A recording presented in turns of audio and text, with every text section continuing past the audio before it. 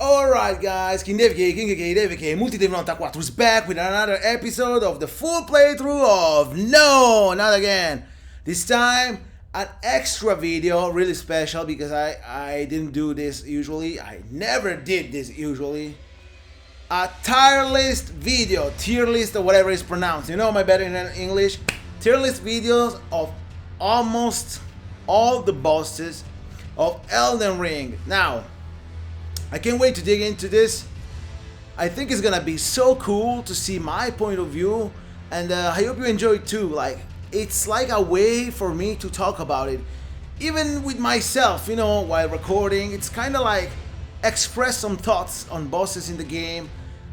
It's gonna be interesting for me and for you to watch, obviously, you know that. But enough talking. Let's dig right in. Let's just, like I was saying, dig whatever. Bad internet English user, here I am. That's ready to listen my bad internet English stuff. But yeah, let's start. Let's go right into it. And yeah, before we just start, let me talk about something. As you can see, the tier list that I've chosen, it was already created. Thanks to who created this one. I think it's like the most complete one.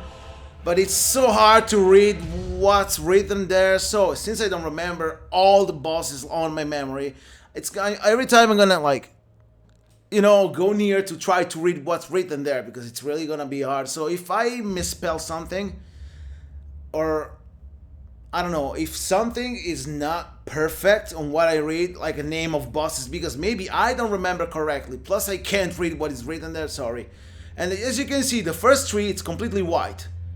I will read them for you if I am able to, I don't know. I'm sorry for that. But it's kind of like a problem that I had. Those three, for some reason, it's kind of like, I don't know, but they don't want to, they simply don't want to appear like images. So they're gonna stay like that. What can I do? But the rest is there. It's gonna be a little bit hard because the icons are really small and difficult to read. But other than that, it's the most complete one. And it's gonna be interesting to, talk about the bosses, how cool they are or not, and the different things. And I hope you like this because yeah, I can't wait to go into it. And well, enough talking. Let's jump right into it and let's talk about this because. Wow, I can't wait. This is gonna be a really interesting and cool video. And yeah, super cool, right? Let's jump right into it. And yeah, let's start with the first one. That is actually okay, this one is the Flowing Nox Warrior, the boss fight in Khalid. I can't read properly, but I know what it is. I try to remember what I read before starting the video, at least for those three. It's the two Nox warriors. Like with the one with the flowing sword and the other one with, I think, the flowing hammer, if I remember correctly. I mean, the two different Nox warrior. I think it's a male and a girl, respectively. And okay, let's start with this boss fight. To me, this boss fight is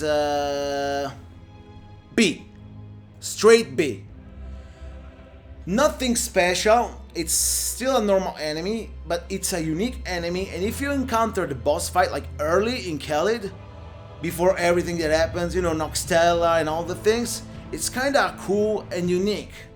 So I think it's a unique boss fight, really not bad, because it works like duo boss fights. 3 boss fights or more are fucked up in Elden Ring, okay? It's so whack, but not all of them. Some of them. This is the case where they work good together. They well designed. They designed the AI in a way that most of the time it works good. You can still avoid them attacks. You can read them and find them pretty good. So, to me, it's not bad at all.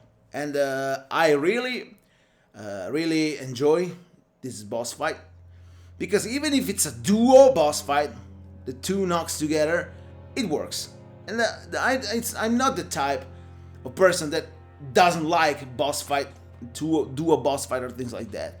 I just don't like when they are bad made. Okay, when they put two enemies together without doing nothing and everything doesn't work. But in this case it works, so it's a solid B. Nothing special, but still unique and not bad. You can encounter them before. It's like, wow, when you see them, it's like, wow, the Nox Warriors. So B is nice. Now this one is, oh shit, I can't see shit, god damn it. I don't want to. Sorry guys if I'm moving things just to try to read. Oh fuck. Why this problem? I need to move myself, sorry guys.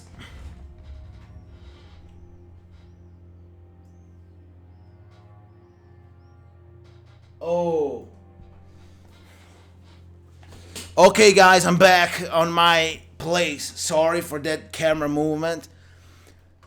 This is another B. Those are the Fell twins, the omen that you fight before go to the tower where you can unlock Mog and Morgoth Great Rune. This is not bad. All the area became dark, cool moves. It's like standard omen enemies, but cooler. Made in a cooler presentation. It's like more unique. And since the base enemy is already unique, even if you find a lot of them in catacombs, in the subterranean shining grounds, are still really unique as enemies. And so it's another solid B, because even if you encounter them again, you do in a special way, two together that works together this time again, and it's solid. So B, another B for the Fell twins. And now this one is, if only I can read. Yeah, whoever did this, thanks for the effort to make it the most complete as possible. But you could have, like, come on, you can't read shit. That's a problem. And it's the only problem, because the images, the way this was created is really good. So thank you who did this, because I found this already made like this. Really, really thank you, but could have been much better. Come on. But okay, let's continue. This is, oh, okay. This one is A. We're starting to go up. The Knights Cavalry. Wow. The soundtrack is so cool. The soundtrack of this dude. Na, na, na, na, na, na, na, na. This is great. The soundtrack, I love it so much. Because it's kinda, you find them during the night, they're coming towards you. It's kind of like the soundtrack where you feel like, oh shit, I need to move, I need to fight. But at the same time, you feel like in tension, scared, you know. It's like something like, oh shit, sorry for my bad English if sometimes I can express the concept of what I want to say like I want to because of my bad English. And sorry if I say something bad in general, maybe to someone, I don't know. I don't want to, it's just my bad in English. I can misspell some words or maybe say something that looks bad, but I don't want to say actually that. You know, sorry. But these Knights Cavalry are so damn cool. They are really, really unique. They are special. And they are so important for the role too, you know? What happened? Like, wow, you can see them in the cinematic trailer when they assassined Godwyn the Golden. With black knives, you know, like wow. And the soundtrack is cool. They are super cool, like wow. Really, really amazing. Now, I'm trying to do this like in a way that not only my preference, like I liked it, it's cool. No, objective, how it is. Now, I could have even like, for example, oh, this enemy, I don't like them. It's trash for me. but objectively they are an A. Okay, you know what I mean? Now, yeah, sorry, something that I didn't do before, but these things doesn't work. Omens are cooler than Nox. Now, this is something that I want to do. I didn't explain, sorry. Another thing that I want to do, I will put like from left to right in a category from best to worst. What it means. If there are 10 B, there's gonna be the best B and the worst B. The best C and the worst C. The best D, so the less worst, okay? And the complete, like trash, whatever, you know what I mean? Okay, that's the idea. So not only they are ranked in this way, like S+, S, A, B, C, and D, but even what's the best in S+, what's the best in S, what's the best, you know what I mean? And so that's the idea. Now, I said A, the Knights Cavalry, for sure. From the soundtrack to all the other things, like, it's really, they are really on point, really solid boss fight. No doubt, they're fantastic. They work really, really good, and yeah, like, amazing to me. Amazing. Like, wow, I love them, and they deserve that place objectively too, despite my love for them or hate. Doesn't matter. Not too much, okay? I will put a little bit of myself in it, but I'm kind of try to stay objective. So it's like it's gonna be a complete tier list that most people can like relate to, especially people that goes away from I like it or not. But it's kind of like I think this is like this or like that, you know, from a technical perspective, for how they work, from how good or bad they are. And I think the moves are really readable. You can parry them. The soundtrack is cool. They are important for the lore and the story. They make sense. They appear during the night. It's so cool. Like A for sure. Now it's time for, if I can read, sorry.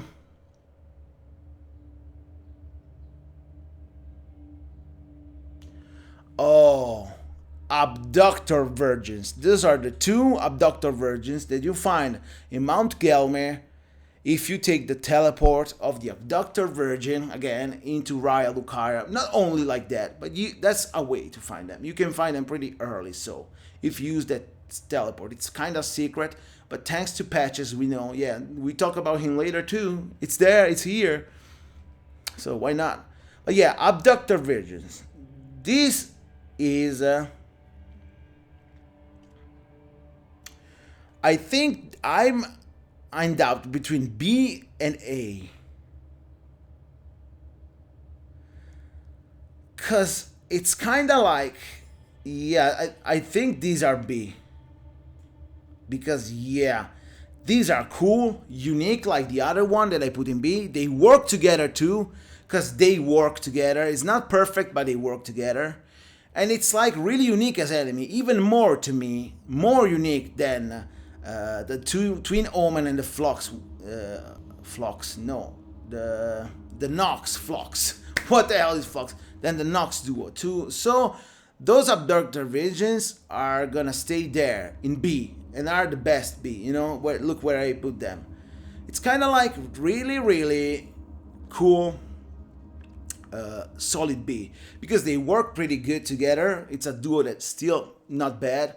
They are unique enemies, even if you find a lot of them in general in Volcano Manor, so Mount Gelmir too, some other places. There's one in Khalid, if I remember correctly, the one in Raya Lucaria, and there's other places too. So it's common, not properly, but yeah, but still super unique.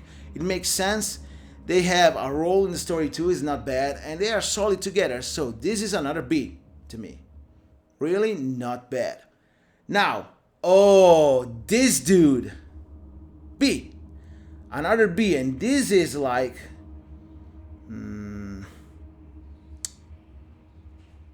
I don't know, I think this is worse than Abductor Virgins, and maybe even the Omens. but better than the Nox thing because it's kind of like unique more. And yeah, it's even more. Yeah, let's put him.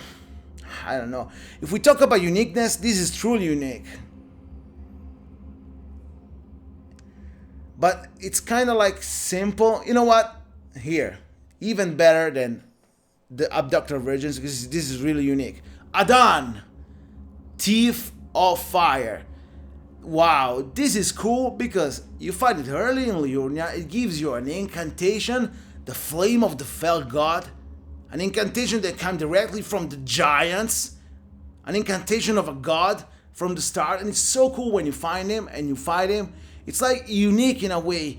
Like you have like, wow, just a glimpse of what you're gonna experience later with the fire giant, for example. So it's kind of like really cool and it's super unique in this Evergal.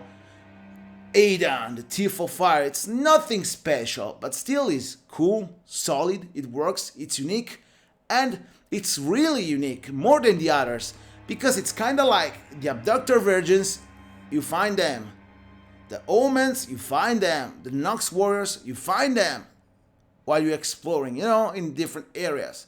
But this one not, because it's only him, Adan, the Thief of Fire. And even if it's not, like in the story, it's just barely acceptable. Like, who the hell is this dude? Okay, you read the description, it says something, it's alright, it's not so bad, it's not so important, it's still super unique. So, this is solid B. Adan, Thief of Fire. Now, the other one, oh yeah. What the fuck is written there? Oh god, I can't see shit.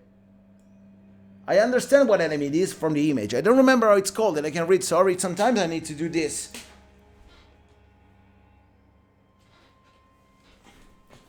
Okay, Alabaster Lord. I didn't remember, but that's so hard to read, sorry guys. Alabaster Lord. Okay, the Alabaster Lord. Another solid B. I think this one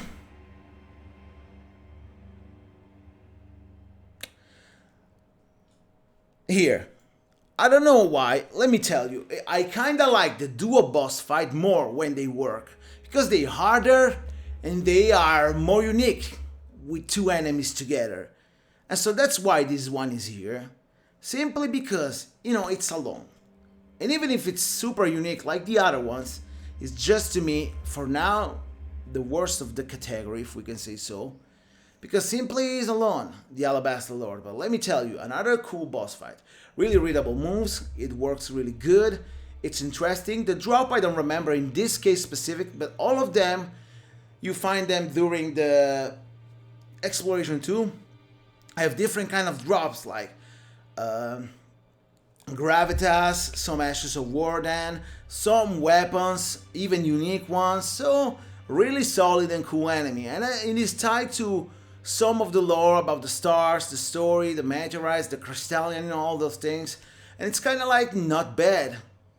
It's interesting, you know, they can expand on this thing and create even more things like there's gonna be the Omega Ultra boss fight Lord maybe in a DLC where it's like all gravity and things like that. They make you float through the space and then they smack you on the ground.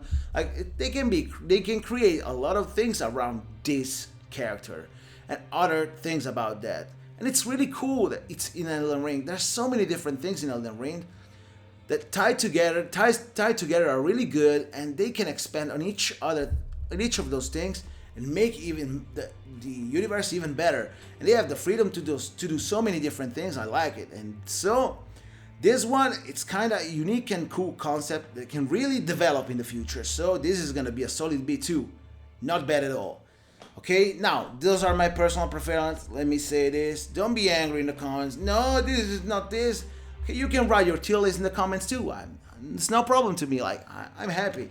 Just don't be too angry for my choices. Like, it's my choices.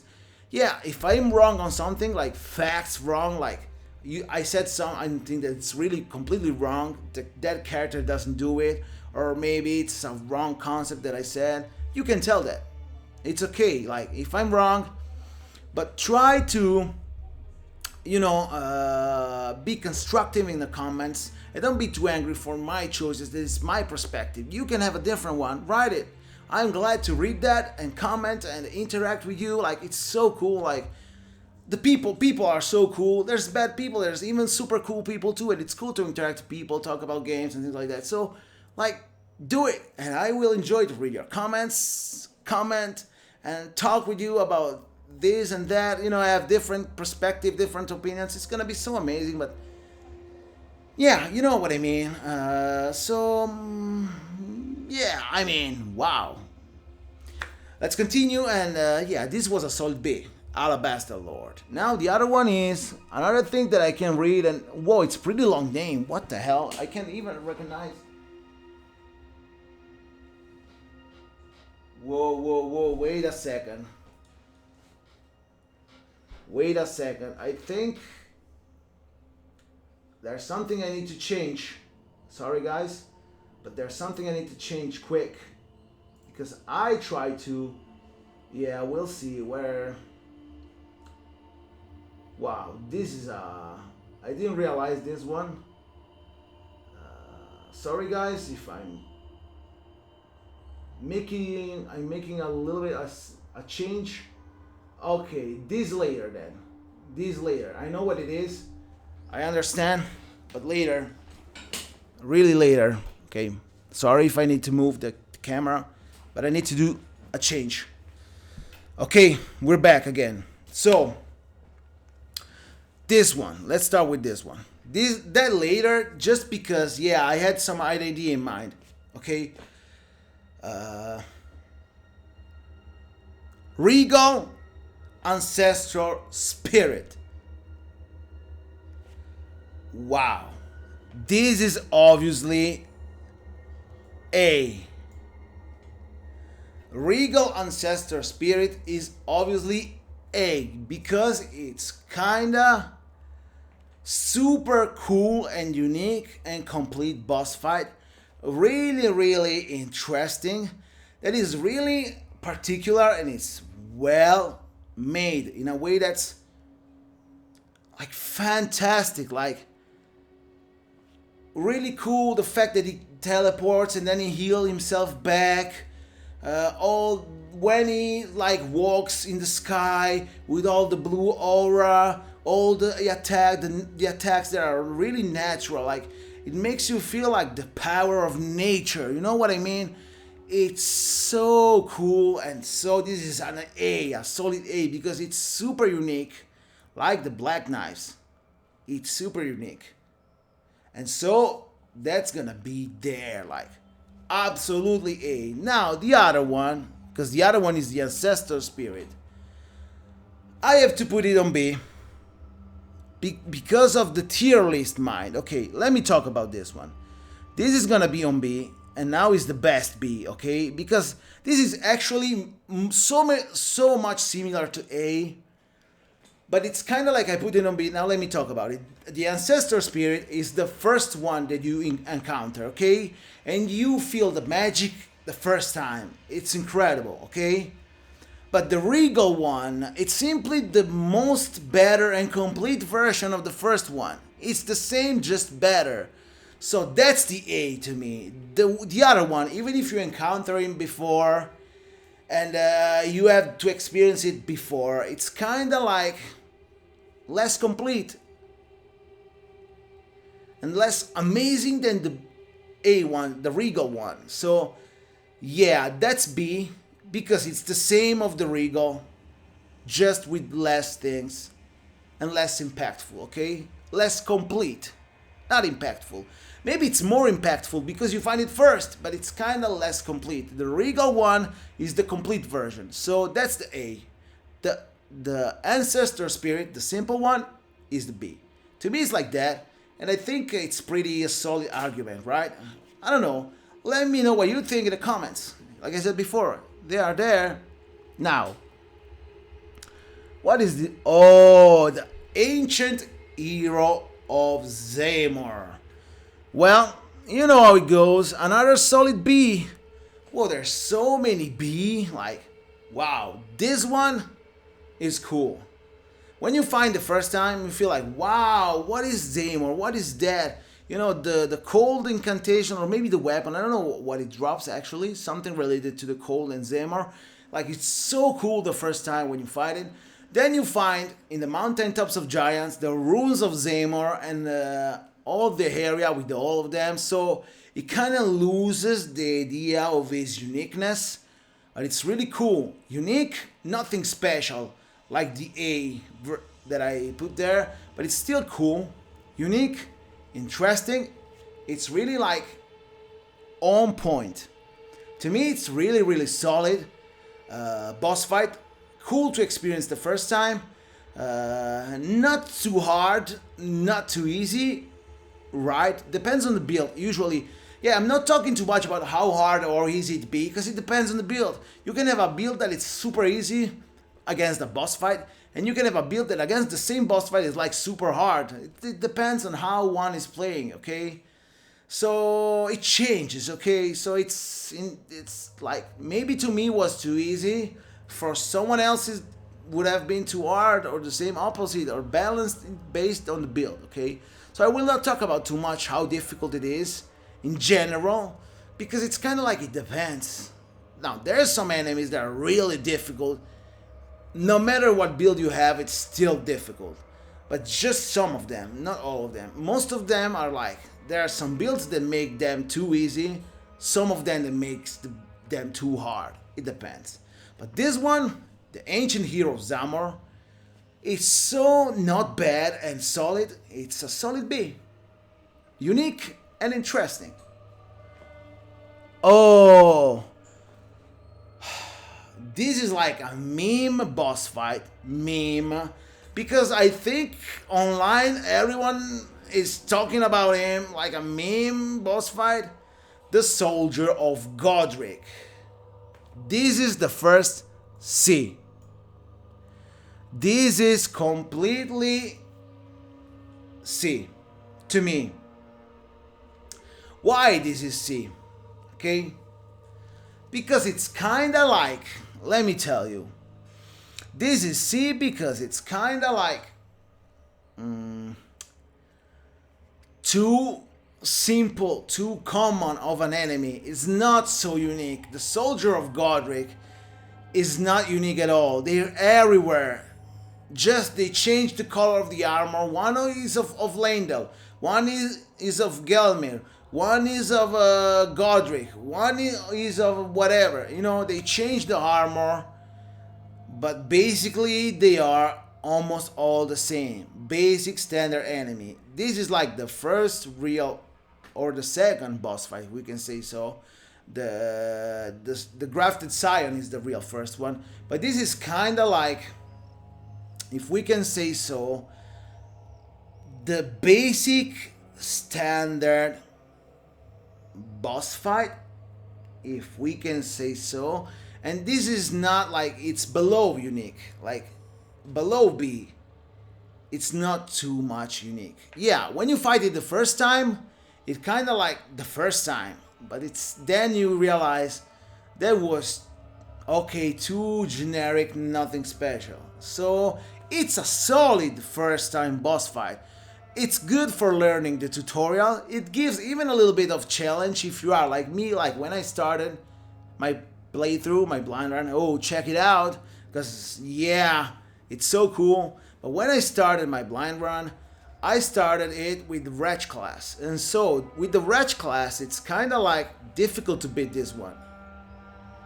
Especially like if for someone like me, first time playing a Souls game, so it's kind of like not easy with a Wretch class at the beginning. So it's kind of a little bit challenging, not too much, but okay, like it works as a first boss fight at the beginning, especially if you are a Wretch class. That's my experience. So it's kind of like not bad at the beginning, but then you realize that it's not so unique. So it's a C. It's solid, it works, it's not so unique. It's okay, but yeah, forgettable completely. So alright, it's there. Could have been better, could have been worse. Not bad. C. Okay? Now, what the hell is that?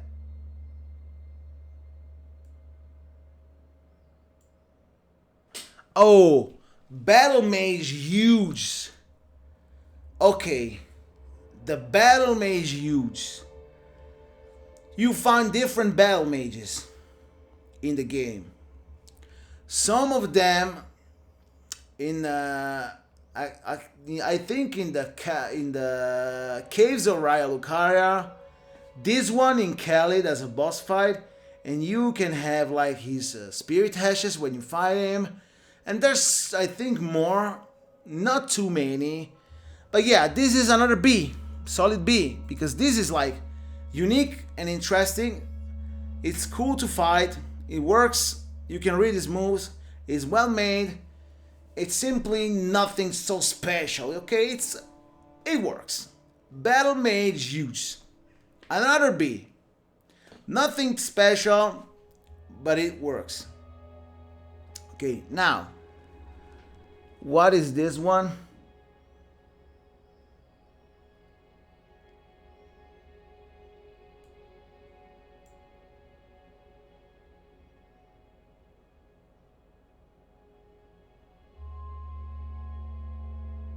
What the?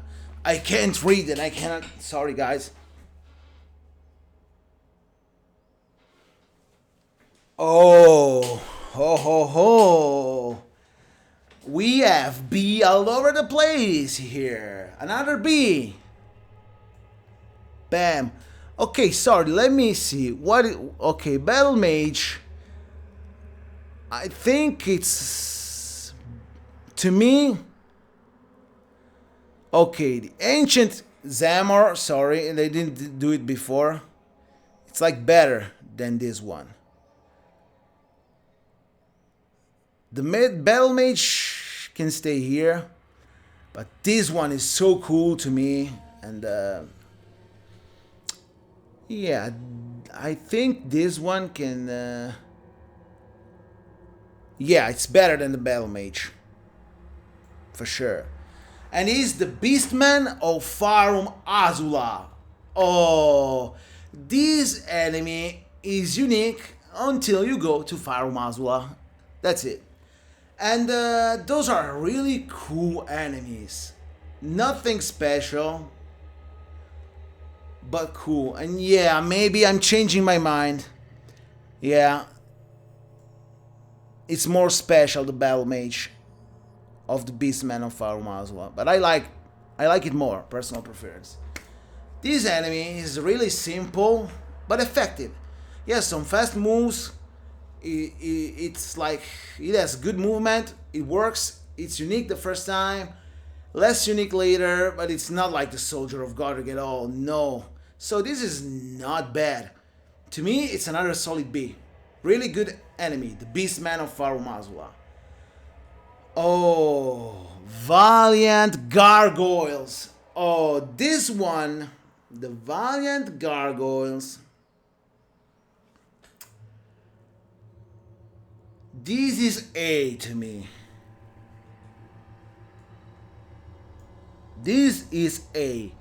The Valiant Gargoyles that you find, I think, in the Nokron, right?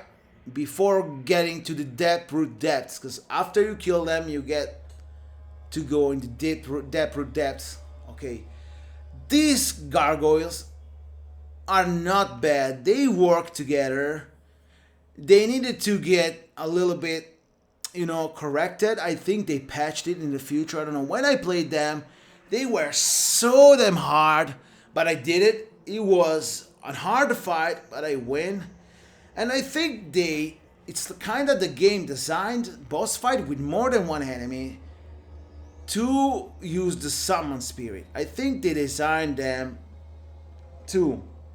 Yes, they can work with you alone, but it's better to use a summon spirit like I did. So yeah, if we think about this thing, maybe it's better, but yeah, they could have been better, but to me they're solid still. Like, they work together, they're cool, and it's kind of like the definitive edition of the gargoyles, okay? Like the most complete edition, and they are cool, so it's another solid A. After that, we have the Black Blade Kindred, that it's simply another gargoyle, simple version. This one, it's B to me. Not because it's really B, it's like the best B at this point. But it's kind of like the same thing that I said with the Regal Ancestor Spirit, like. It's still an A, like the Valiant Gargoyles, but it's a simple version of both of them together. You know, the two different ones, the Twin Blade and the Spear, I think, or the Blade one. So this Black Blade Kindred, it's cool. It has a unique vibe to it, but it's still a simple version of the Valiant Gargoyle boss fight.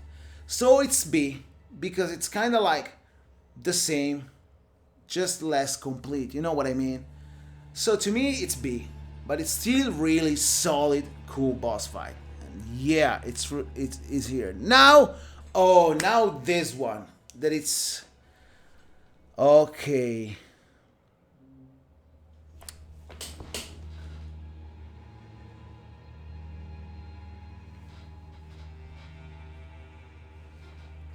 Okay, I didn't remember his name. Sorry, guys. Alecto, the Black Knife Ringleader. This is the leader of the Black Knives that I think he was imprisoned by Rani for some reason. And it's kind of like incredibly cool boss fight. So important for the lore and everything. And even the drop, like Black Knife Tish. So cool ashes, so cool spirit ashes, like wow. And yeah, this is a solid A. No fucking doubt. Like this is really cool. The other one, it's a simple black knife. And this is B. Because it's just the simple version. Now, this one is, of all the single dudes, is the best. Like this is so this is not so unique like Adan, so it's gonna be here.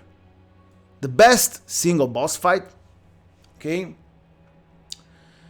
And the more unique, just second to this one, Adan, because it's completely unique. This one that is super cool and unique too, and this one that is even more that. But yeah, Black Knives, okay?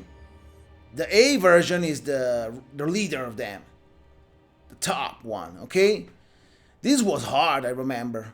This was really hard, I remember when I fought him.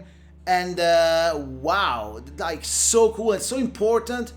Like wow, this one, the B one, dropped the Black Knife. And you find him in outside Hero's Grave in Leyndell. The other one, the A version, drops the Spirit Ashes. And it's kind of like, wow, so cool, so important. The soundtrack too is really interesting, and it's kind of like, wow, the Night of the Black Knives, that's where everything happened. The shattering, the first death of a demigod, everything happened there. You know, when they stole the rune of death from Malekith, like, wow, like, whoa. That's like so important. So an A for sure for Alecto, the Black Knife Ringleader. And the other Black Knife is straight B. Super unique and solid, like no doubt. Now, what is this one? Oh, the Bloodhound Knight. Okay, now it doesn't say here Darrywheel. So if it's gonna be Darrywheel, well, still is a B, okay? Still unique, less than Adan. So yeah, this is a cool enemy.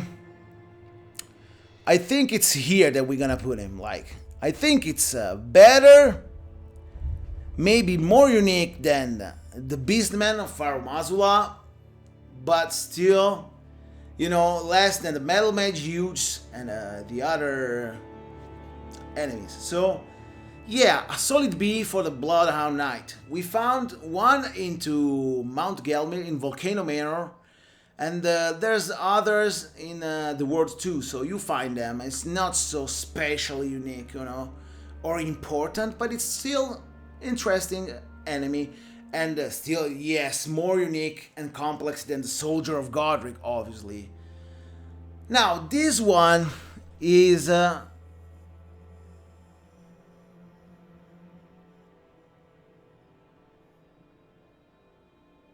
Balls, Carrion Knight. This one is another unique enemy. It's kind of like a Carrion Troll that has a little bit more uniqueness to it. Is interesting. I think this one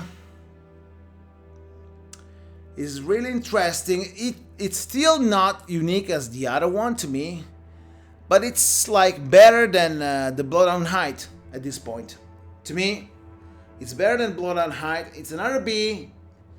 I think it's a pretty solid B, this one too. Nothing to say about it. It's a troll that does moves of the Carrion Troll that you find even in the exploration. It's cooler than the standard troll because it's more unique, but yeah, nothing special. So yeah, I think that's gonna be there. That's it. Oh.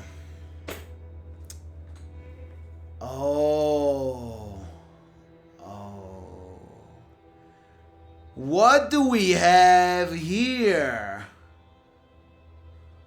Wow, I think we have the first S. Astell, natural born of the void. Wow, this one? No, this one is B. Sorry, it's A. Not an S. I'm sorry. It's kind of like it could have been, but he has his fault. Astell, natural born of the void. It's an A because it's super cool, super unique, super interesting. It's so amazing. Could have been S, but it's not because what's the deal? The deal is simple about Astell. The problem, if we can say so, of Astell is that it depends how you fight him. It's not perfect. Like, the weak spot and the way actually to kill him correctly is hit his head. If you have, like I had, the ancient lightning spear or something like that, you can shoot him from the distance. You can aim it. Even if you are under him, you aim it and you shoot like up and you take his head really precisely.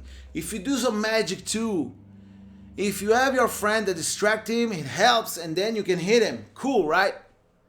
But if you are alone with a simple sword, for example, does it work? Well, not properly. Good luck on trying to hit his head. Like, his head is really high, it moves so fast, it's like so hard to hit him. You will have really hard times. And then when he teleports, all of a sudden, behind you, it grabs you and it takes a bite of you and like remove half of your health or even more. Damn, you are fucked if you have a simple sword, no ranged option against him. And that's not good. Like, you need to make bosses to work. Even if like there's a build that works more, but all the build needs to work. Like, because if you have a simple sword, because that's your style, you will have really hard times with him. You will have hard times because hit his head,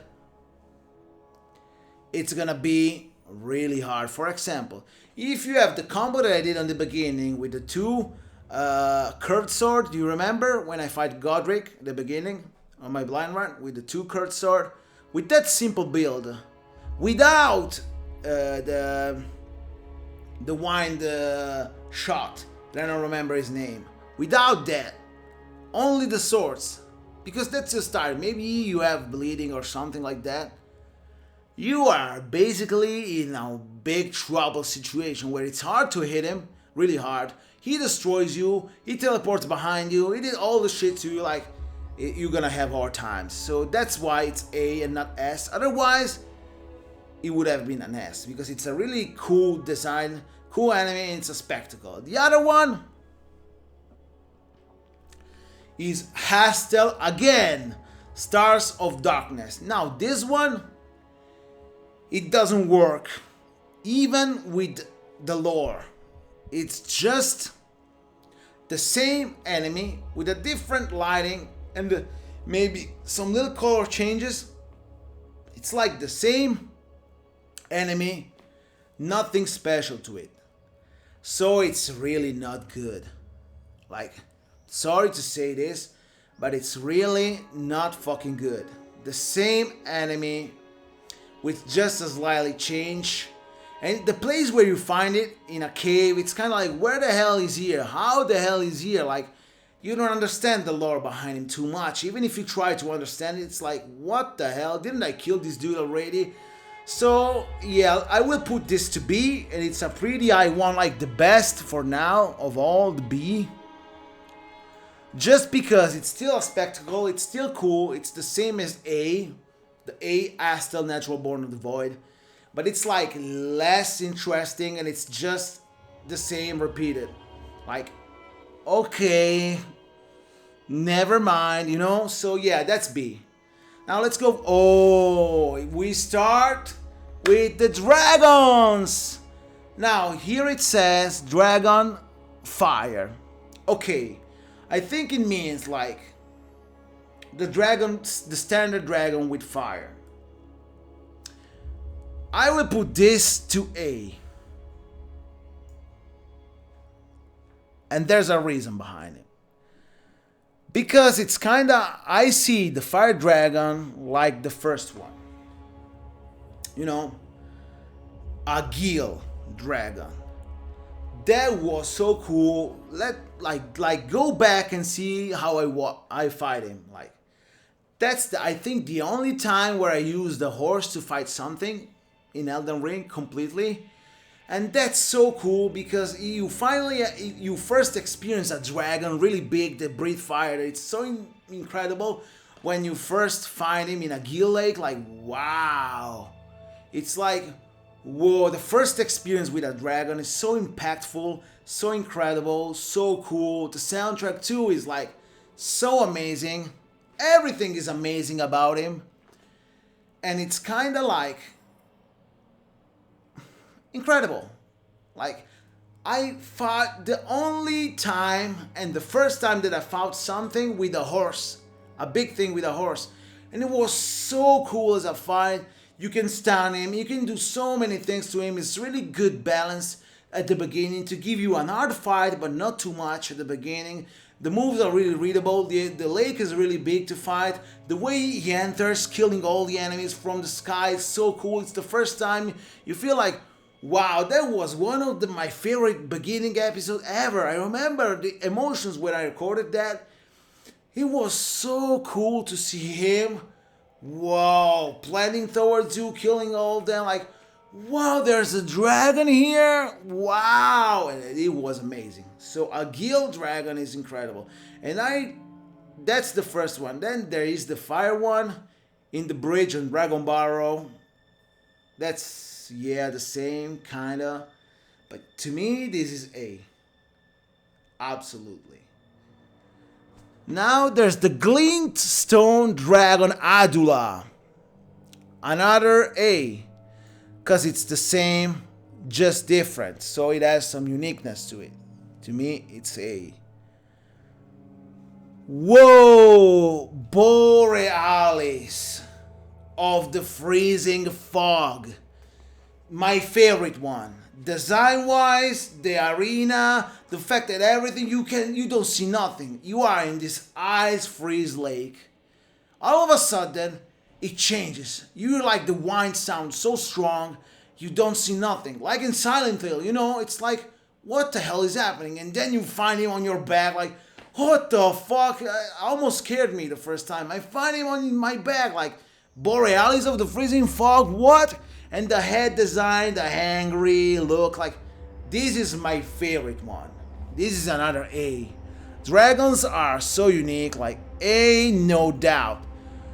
Whoa, Decaying Head Keys. Okay, this one, the power that they unlock, it's so powerful. The Rotten Breath of Decaying Head Keys is like so incredible. I used it throughout all my adventure almost.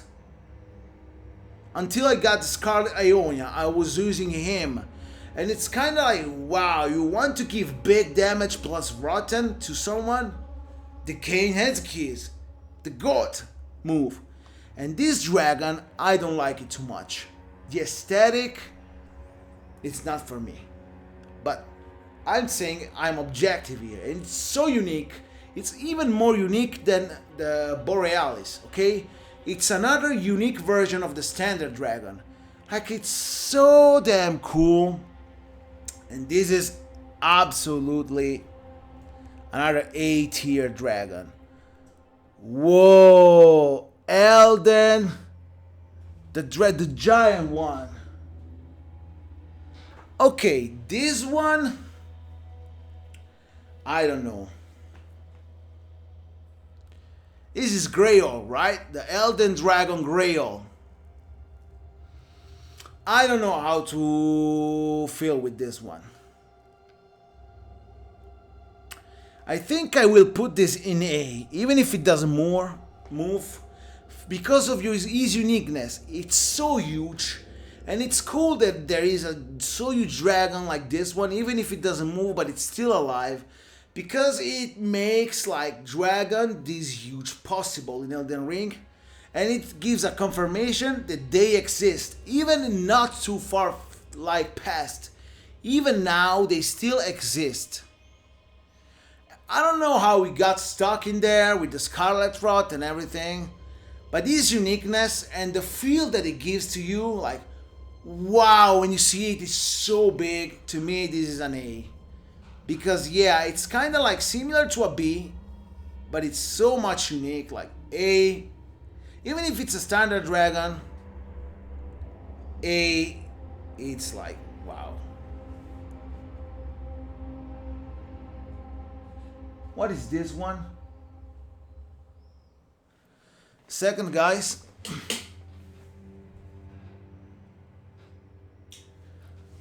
Oh, yeah, this is the Glintstone Dragon. A dragon that goes into B. Sorry, dragon. And I think it's, yeah, worse the ancestor spirit and all of this. Because it's kind of like the same dragon as Adula, but incomplete. It's just a simple glintstone dragon, okay? That's B. Because it loses the uniqueness of the other dragons. It simply looks the same. It's just a simple glintstone one. Nothing special. There's even more. I don't know. This one, you know, it's kind of like the standard fire dragon, but the standard fire dragon had this uniqueness of finding like the first dragon.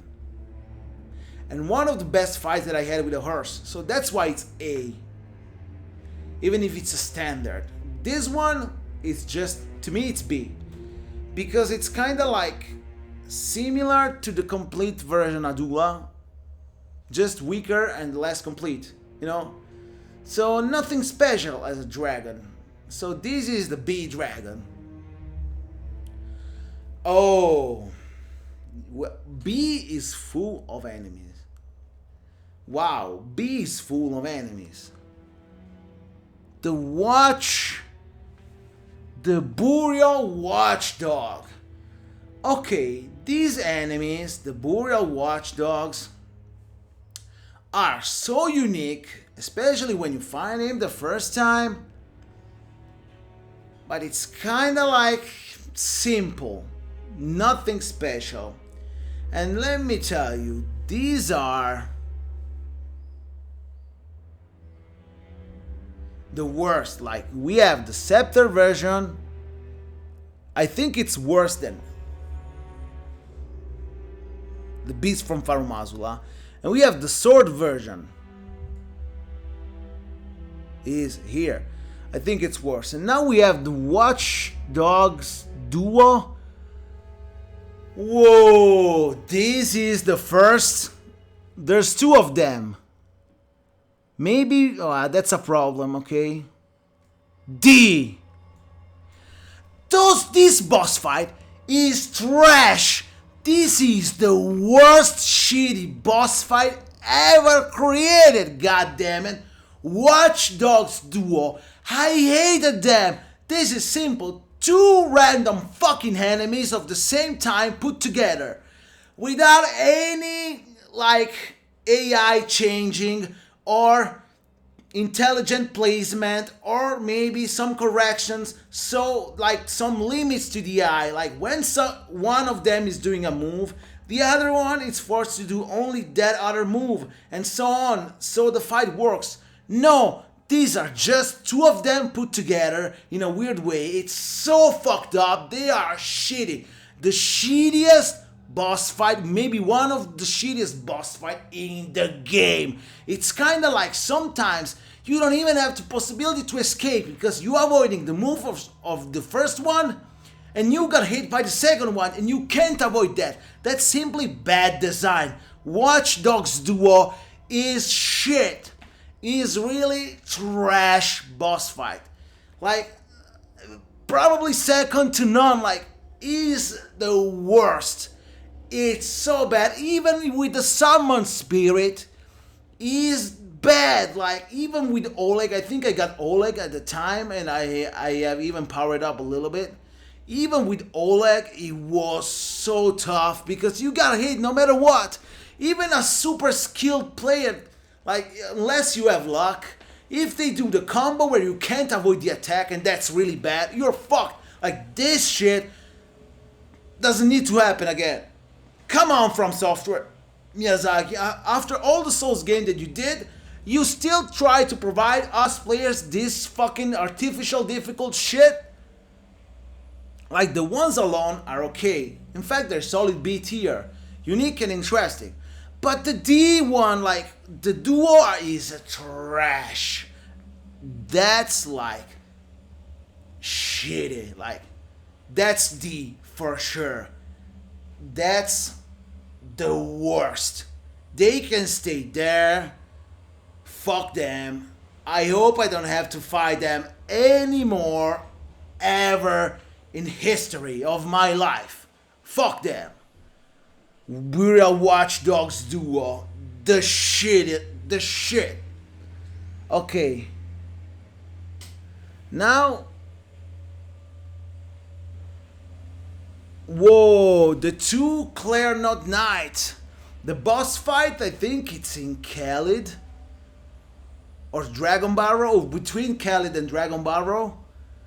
Whoa, the Clairnut Knights are cool. Simple enemies, but cool. And together it's cool. And they work. They're hard, okay? Sometimes they could have programmed them better, but it's not like Watch Dogs Duo for sure. They work. So, wow, this is another solid B. And this is interesting. To me, it's even better than... yeah, these are better than a lot of them. Like, maybe, yeah, here. Battle Mage huge, and these other ones are still super unique. These are more than standard, this is more like standard enemies, but still really not bad. Like, yeah, really solid. Really solid. The Clairnut Knights together are solid, they work, and they're unique. So it's cool. Even the first time you fight them, if you find them in in the drop, the Golden Scarab. Wow, that was something that I didn't remove ever. Like, more runes? Give me that. You know what I mean? So this is really good. Really good. Oh, one of my favorite ever. Wow, this is A. Wow. Commander Nya, the veteran. The only gripes are the Banished Knight that appears, that if they were not there, maybe would have been better. But once you remove them, it starts the real fight with the Commander Nya. With all the lighting, it's like amazing. It's my fucking favorite one, like no fucking doubt. It's like the best of the best of the best of the best. Like, to me, I love them. It's my preference. I love them. And the other one is the Commander O'Neill. And the veteran set is one of my favorite armor in Elden Ring. The veteran set, no doubt. And the character that I use for my single player content / blind run that I did on my channel had the veteran set at the end. That is my favorite. Like, absolutely. This is B, just because it's the same, just less interesting. To me, it's B, this one. And yeah, the best B, to me, no doubt. And this is even less difficult in the open area where it's suited. Like, it's maybe better by that point, because the two Banished Knights are really a pain in the ass here, but wow. Oh, and yeah, let me change those things. Like, I didn't put them in order. Sorry. I was like just adding them here. So let's pay attention, because yeah. Astell, to me, the Knight's Cavalry, you can see it's all white. It's still better even than Astell, because of lore reasons. Like, they're so important. But I don't know. Okay, Astell is the one for now. Then the Cavalry Knights. Yeah, this thing, then this thing.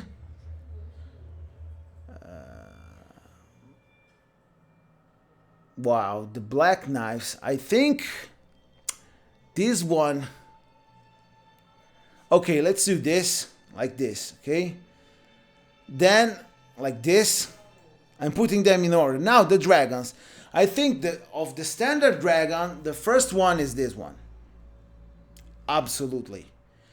Because it's kind of the first experience, the horse battle and everything. To me, the standard one. This one, it's like, yes. Then there is, this one is my favorite. The coolest one is so unique. The rotten one is the super unique one, and it's so cool. Then there's this one, the glint blade one.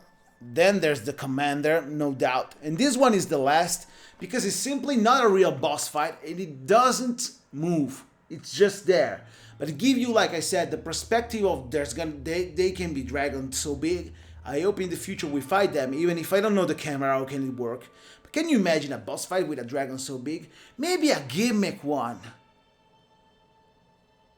That a little bit scripted, like they did in God of War, for example. But you fight the big one. I hope they do something like that.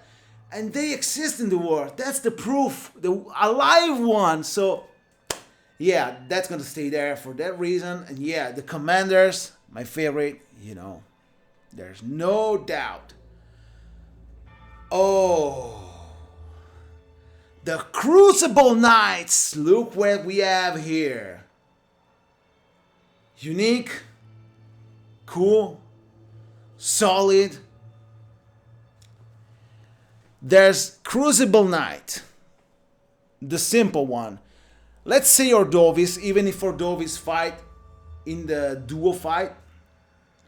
Then there's Silura, so cool, it's my favorite one, and even the armor set. And then there's the duo.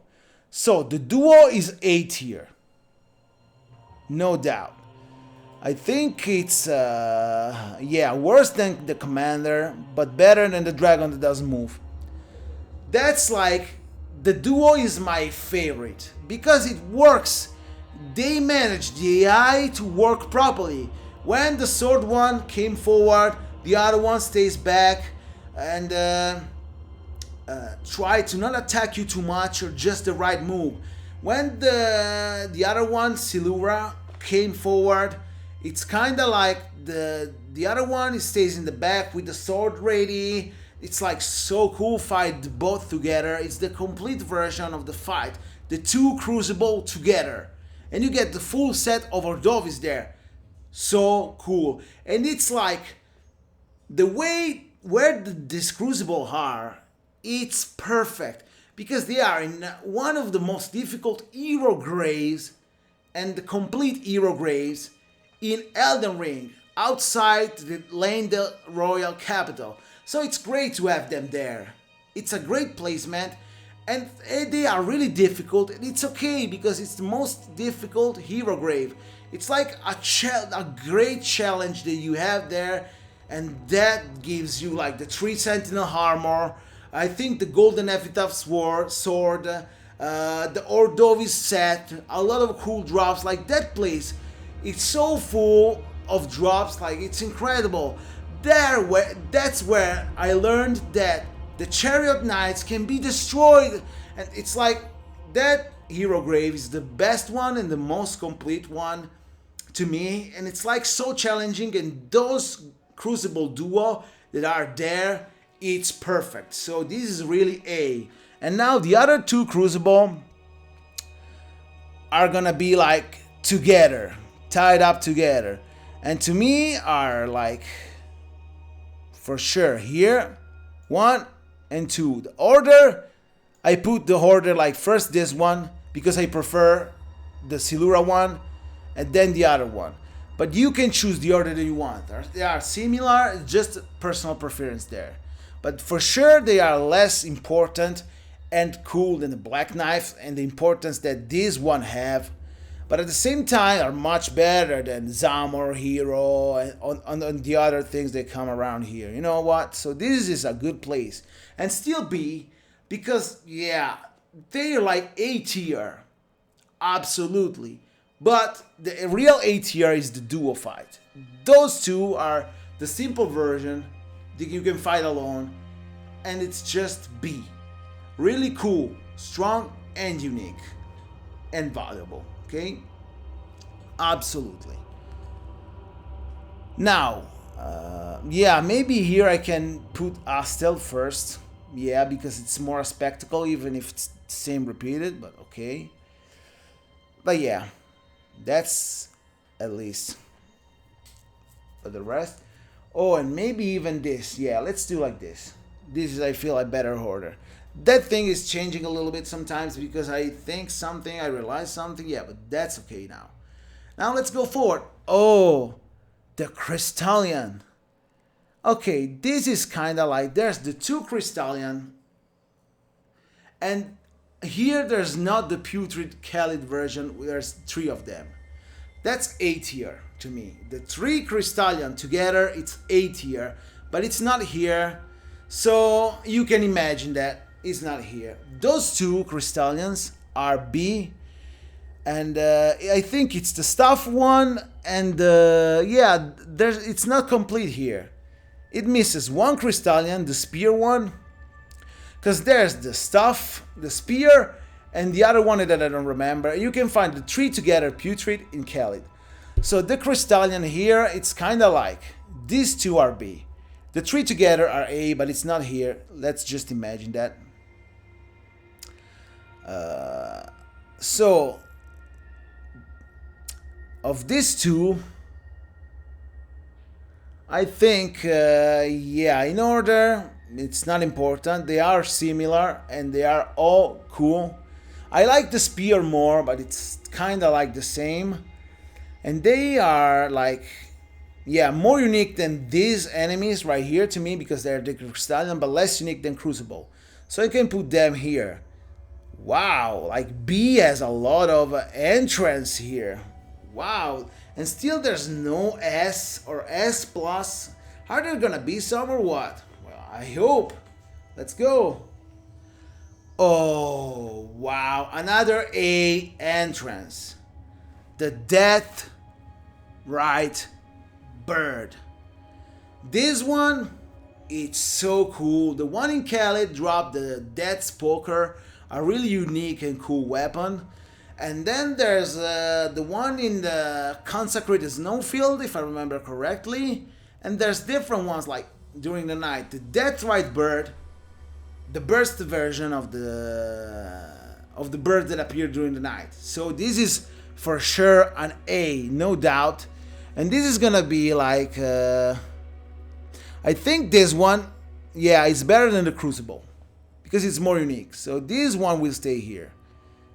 Better than Crucible, the two Crucible together, for sure. Less cool than the Commander, okay? And then there's the Death Bird. The Death Bird is the simple version, still unique, still super cool. It's a solid B, and yeah, I think it's even better than Crystallion. Yeah. And even better than the Crucibles alone. Because it's kinda super cool. So yeah, this goes here. Absolutely. Absolutely. Then the Crucible and then the rest. No doubt. Wow. So many B. Like it's gonna get hard to, you know. Wow, A and B, it's full. And wow, what do we have here? The Demi-Human Chief and the Demi-Human Queen. Okay, the Demi-Human Chief and Queen. The Demi-Human Queen, it's for sure A to me. It's, yeah. Only the dragon that doesn't move, it's worse because it doesn't move. But that's really cool. At the beginning, he used the staff to do some simple magic because, yeah, they're stupid actually, the demi-human. They don't have too much intelligence. And then they become aggressive because, yeah, after you hit, like, I think it's kind of phase 2 where she then tried to kill you differently. And, yeah, there's another bee. That it's like the chief. The chief to me it's B. Because it could have been more unique, if you ask me. So that's B. Yeah, that's for sure B to me. Like, no doubt. So this one is B. And B it will stay. So if I want to put this one, it's kind of like worse than Beastman of Farum Azula. Yeah, to me. But even, I don't know, it's too simple. Yeah, it's the last one, no doubt. Oh shit, now, okay, I will go back. Sorry if I will go down now. I have this problem where I can't show all in a page, so yeah, to see them. Whoa, the first S is here. Wow. Mog. Lord of Blood. This is so amazing. From the soundtrack to like everything about him. Every fucking thing about him is incredible. The phase 2 that he does with his weapon. That move where he gains health and he relieves you the blood, and then the wow, the wings appear like Mog Lord of Blood. It's so fantastic. The soundtrack, especially phase 2 soundtrack part, is so like amazing, over the top, like my favorite, like wow, Mog Lord of Blood, you deserve the S tier. The first S tier that is there, and it deserved that. Like, that's like an incredible, unique boss fight. Really cool. It's so difficult too. It's really strong. I find him hard personally, but I did it. Obviously, I was really strong too because I leveled up too, like a lot. But that's really hard and cool. Like a good challenge with a cool enemy, like, and the egg behind him, Michaela, the scenes, the intro, the outro, like everything about him. Amazing. Like, incredible amazing. To me, it's like no doubt where that's S. The other one, Mog, the Omen. Well, Mog the Omen, it's A. Mog the Omen, it's A. It's A, and I think it's like, yeah, worst. To me, it's worse than Astell and the Regal Ancestor Spirit, because there's more cinematic, they're more unique. It's just the weak version of Mog, nothing special. But Mog, Lord of Blood, especially in Phase 2, that's the real deal. It's amazing. It's really, really amazing. No doubt. Whoa! Dragon King Soldier of Nocstella.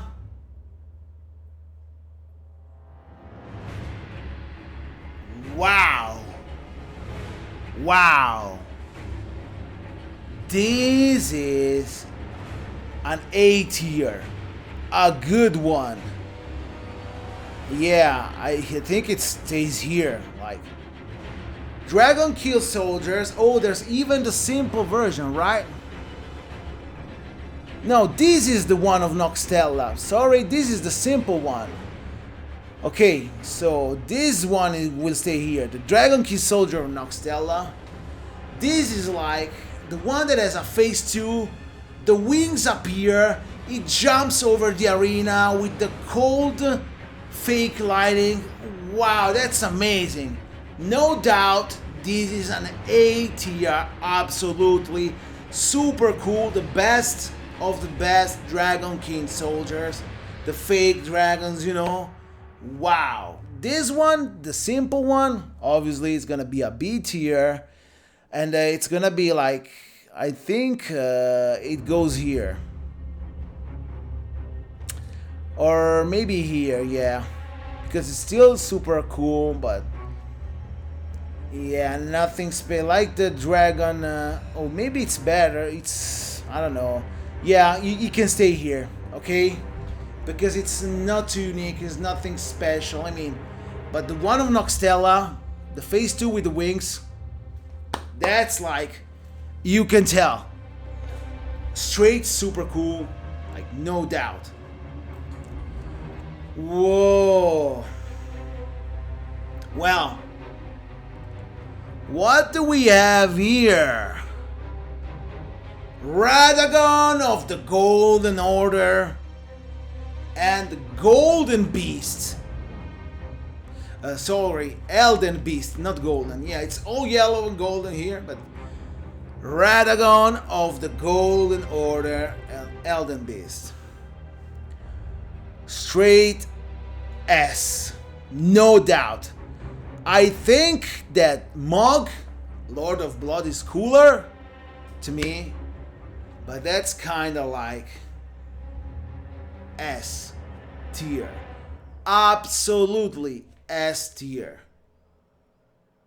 In the exact order they came from. First Radagon, then Elden Beast. The final boss fight, Radagon with the hammer that fractured the Elden Ring. If I think it right, it's kind of like Marika destroyed the Elden Ring and Radagon tried to fix it, but it didn't succeed, you know. Wow, this is straight amazing. Like, wow, S tier, no doubt. Mog, Lord of Blood, it's cooler to me. It's like, yeah, it adds something more, I don't know. To me, it's like, maybe the setting, the soundtrack, the atmosphere, I don't know. Because the soundtrack, of Radagon. Come on, the main theme reinvented in a more cool way. That's amazing. And Elden Beast, the soundtrack of Elden Beast 2, like, it's so cool, and it's made in a way that when you hear how it sounds, you can tell like everything is coming to an end.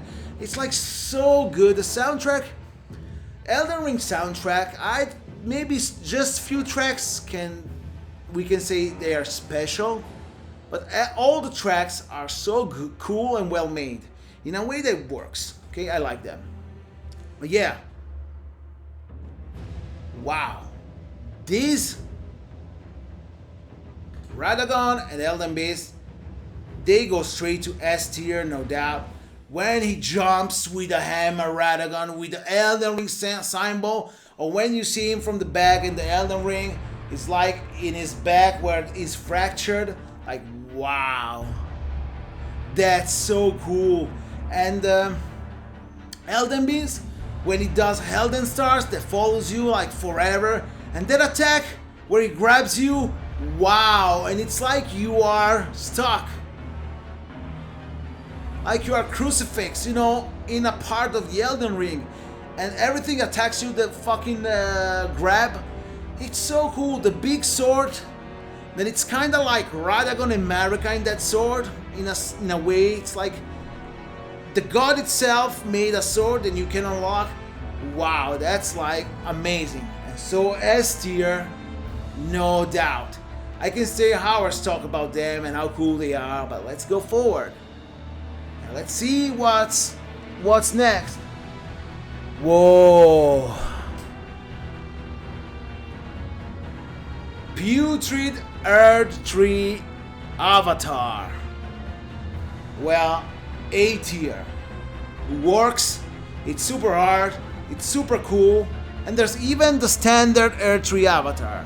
The standard Earth Tree Avatar is cool and unique, but the Putrid one kinda adds more to me. So, like I did before, Putrid Avatar is A tier and is actually solid, like better than the Crucible, less than the Deathrite Bird that's so unique. And the Earth Tree Avatar, the standard one, I think it's a B. A solid B. It's kinda like better than the Glintstone Dragon for sure. Yeah, no doubt. Even, I think, than the Black Blade Kindred. Yeah. That's gonna say here. No doubt. Whoa, Falling Star Beast. Okay. I think there is no full-grown Falling Star Beast in this list. There's only the basic Falling Star Beast. But yeah, let's make a deal. Like, that's the full-grown one. And to me, it's an A tier. Super cool, super unique, super interesting. A tier. No doubt.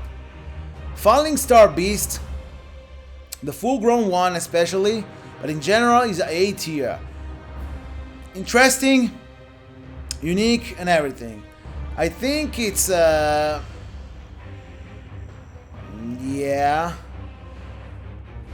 less than Crucible, but better than Demi-Human for sure, like, no doubt. It's kind of like, I don't know, I feel like no, better than Crucible, because Crucible Knights are so unique, but it's kind of like unique but standard, you know what I mean? So that's to me like, yeah, Falling Star Beast is not like the Putrid Avatar or the others, but it's solid. Still a big cool enemy, like a giant rock ant that moves, like, yeah, it's like a bull mixed with a hunt and a meteorite, you know. That's super cool. And so that's the place for him, I think, no doubt. Oh yeah, another S tier, absolutely another S tier. This is so underrated. Godric the Grafted. Godric the Grafted, it's an absolutely S tier. No doubt. Like, it's so cool. It's for sure worse than Mog and the Elden Beast and Radagon, but it's an S tier. Like, wow. A lowly tarnished, playing as a lord, I command thee kneel! You know, it's so unique, so cool, like, oh, like, when he take the dragon head, like, wow. And it starts spitting fire with his cool hammer then, like, it's a really cool boss fight. To me, the first Elden Lord, the first demigod that I fight, and yeah, well, Margit, you don't know there, you know, at the beginning. The first one, it's really Margit, then it comes in, but yeah, it's like the first great room that you obtain, and it's so cool, like with all the arms, the way it's made, when he cut his arm, like, bang, with his axe. He cut out his arms, and you know, oh kindred dragon, give me thy strength, you know, and he takes the dragon and that's so damn cool. It's like a really cool boss. Even the soundtrack, so underrated. The soundtrack of Godric the Grafted, it's like so damn cool, like amazing boss fight, S tier for sure. Now what is that? Oh, D tier, another shitty fucking boss fight. Better than the Watch Dogs Burial Duo, whatever, because at least it works gameplay wise, but that's so shitty. What is that? Godefroy the Grafted. Oh my fucking god. Who the fuck had the idea, the fucking damned idea, to put something like Godefroy the Grafted, Golden Lineage Evergaul, Godefroy the Grafted? It drops even a legendary talisman, Godfrey Icon. Who the fuck is Godefroy the Grafted? It has the same model of Godric. It's like the weak version of Godric, but you don't know who the fuck it is. It's not properly explained. It's just added there. It's just something so shitty, so out of the lore, so unexplained, so out of context. Like, remove that from the game, god fucking damn it. If there was nothing there, it would have been better, because the game has so much content already. Who gives a fuck about this Godefroy? Even one of my favorite Spirit Ashes, with my character at least related to the Dragon Knight, the ancient Dragon Knight, Christoph, has in the description that he became a hero because he put Godefroy in the Evergaul, becoming a hero. But who the fuck is this Godefroy? It's like not too much explained, but Adan Thief of Fire was unique, and in fact it's a solid B. But this one is so completely out of everything. Like, who the fuck is this Godefroy? This is so fucking bad to me, like, that it's a D, no doubt. Now, it works as a boss fight. It's just a weak version of Godfrey, of Godric. It's just a weak version of Godric, nothing special. But the fact that they changed the name to Godefroy, they could have like a mimic tier of Godric, a spirit of Godric that is there locked with magic. Maybe they locked the fake one, it's just a spirit. The real one was not locked, I don't know. They could have managed some, whatever, to contextualize him in the lore. It's not, it's just there and you don't know, like, what the fuck is that? Godefroy the Grafted, the worst, like D tier. Even if it works, you can fight him pretty easily. It's just not, it's not like the Watch Dogs Burial that's simply bad design. I don't care. Lore wise, it's so trash, like it's there for nothing. Like, if they remove it from the game, there's not gonna be a problem. No one's gonna notice. Or maybe, yeah, in positive, like, oh, finally they removed him, you know? So, You know, like Lucky Claw in Tekken, if they remove that, people are gonna be happy. It's the same, you know. No, this is worse, sorry. That was just a joke. This is much worse. Like, who the fuck is Godefroy? So D tier, no doubt. Oh, Leonin Misbegotten. Leonin Misbegotten.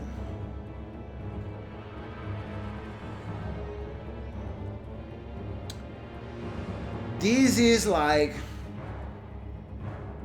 B. Whoa, there's even... Okay, we have Leonin Misbegotten and Leonin Misbegotten with Performer Trisha. Whoa, okay, those two are similar and are B. The double one with Performer Trisha is better. I think it goes directly here after the other double boss fights. And this one, it's the simple version, goes here, but it's still a B because it's really solid and it's really unique. Those two are B. And yeah, the one with Performer Trisha is really cool. Even the context, like, I seen something say it's out of context, why it's there, but I think it's really solid, it's really good, because it's kind of like the boss fight itself work good, and that's already a solid thing, since dual boss fight not always work good. But another great thing of this is the fact that actually it's kind of like it makes sense, because the performer here, Trisha in the case, was helping him, you know, because the performance do that, like help those creatures or those people that are like not recognized from society or are tortured, like for example the Albinarics, the Misbegotten versions, and so on. It's kind of like the performers are there to alleviate the pain, to help them, to cure them, you know. It's kind of like that's the reason why they are together, because Trisha, the performer there, was helping the Misbegotten to feel better. That's what the performers do, you know, the normal one, because there's the bravest performers and so on, but the normal performance, that's what they do, and Trisha was doing that, helping that Misbegotten. That's why they were together. That's perfect. The Misbegotten alone, it's really cool. It's a boss fight that really works. In Castle Morn, for example, at the beginning, you have a super cool, unique drop like the legendary sword, that it's kind of the sword that have some, like it's kind of, I don't know if it's created or the idea was of George R.R. Martin, but it's kind of depicts the Throne of Spades of Game of Thrones, so it's kind of like unique. And it's a really cool sword, and it's a legendary one, and you get killing the Misbegotten at the beginning. And then the first time you find him, it's really cool. There's even a version that I think it's not here, unfortunately, that it's kind of like the Misbegotten with the Crucible Knight. That's another cool fight, that's another B. I think even, no, maybe not better with the Performer one, because the one with the Performer is a lore, it has a lore purpose, because performance was helping them. Okay, and it's perfect. The Crucible and the Misbegotten lore-wise together are not too tight, but the boss fight was working. It's in Radan Castle before fighting Radan, and it's really cool that too. So it's not here, but if I have to put them in order, it's gonna be first the Misbegotten with the Trisha, then the Misbegotten with the Crucible, and then the Misbegotten alone. That's to me like the order. Now, no, that's not true. This Misbegotten alone, I'm sorry, I need to change something, I did something really bad. This is double boss fight, and it's okay, to me are better than a single one, but the single one, the Black Knife, it's better than the Misbegotten, no way, and better than these ones too, like, no doubt. Misbegotten, it's kinda like, sorry, I need to change it. Absolutely. I think it's here, yeah. Or maybe even here, yes. After the Clear Knot Knight. Yeah, these are, I don't know, the Troll, the Carrion Troll, this Knight to me are the Misbegotten is better. I don't know, that's for sure. And yeah, even this one, This one changed against after the Misbegotten. Yeah, this order to me is better. This order is better, no doubt. This order is better. So let's continue. Whoa, one of my favorite. S tier? Absolutely. S tier, and yeah. Second? No second. This is better than Mog, Lord of Blood. Lich Dragon 40 sacks. Wow, Lich Dragon 40 sacks is one of the best dragon boss fight in the game and one of my favorite boss fight in the game. Lich Dragon 40 sacks. It's amazing. The phase 2 when he flies and he with the sword goes down and the arena swings around the arena, or the two like lighting spears in the ground. Like, it's so fucking cool with the death blight lighting because it's corrupted near the body of Godwyn, his friend. You know, before he died, they became friends while fighting each other. The lore, it's so cool, interesting. It's an ancient dragon, but it's so damn cool. The Lich Dragon 40 sacks, like, and the color completely black with some scales that are golden, like the red lighting. It's like amazing. The arena is cool. The deathbed dream of Fia, like, wow, this is like amazing. One of the best boss fights in Elden Ring, that's for sure. S tier Lich Dragon 40 sacks, no doubt. And what comes after? Well, the Ancient Dragon Lanceaxe, the sister. 40 sacks male, Lanceaxe female, sacks male, sacks female about dragon. Let me say this. Ancient Dragon Lanceaxe. Wow. This is like no doubt A tier. It's not S tier. It's not S tier. Simply because it's kind of like, yeah. It's kind of like, oh yeah, let me change something here. The Valiant Gargoyles are going after the dragons. Then Lanceaxe goes after all the standard dragons. Like, this ancient dragon is better than all the dragons in A tier. And it's kind of like the weak version, the simple version, if we can say so, even if it has unique move too, of 40 sacks, and it's her sister. It's his sister, sorry, of 40 sacks. And it's kind of like you find them again, repeated, in Farumazula, multiple times, so that's why A tier.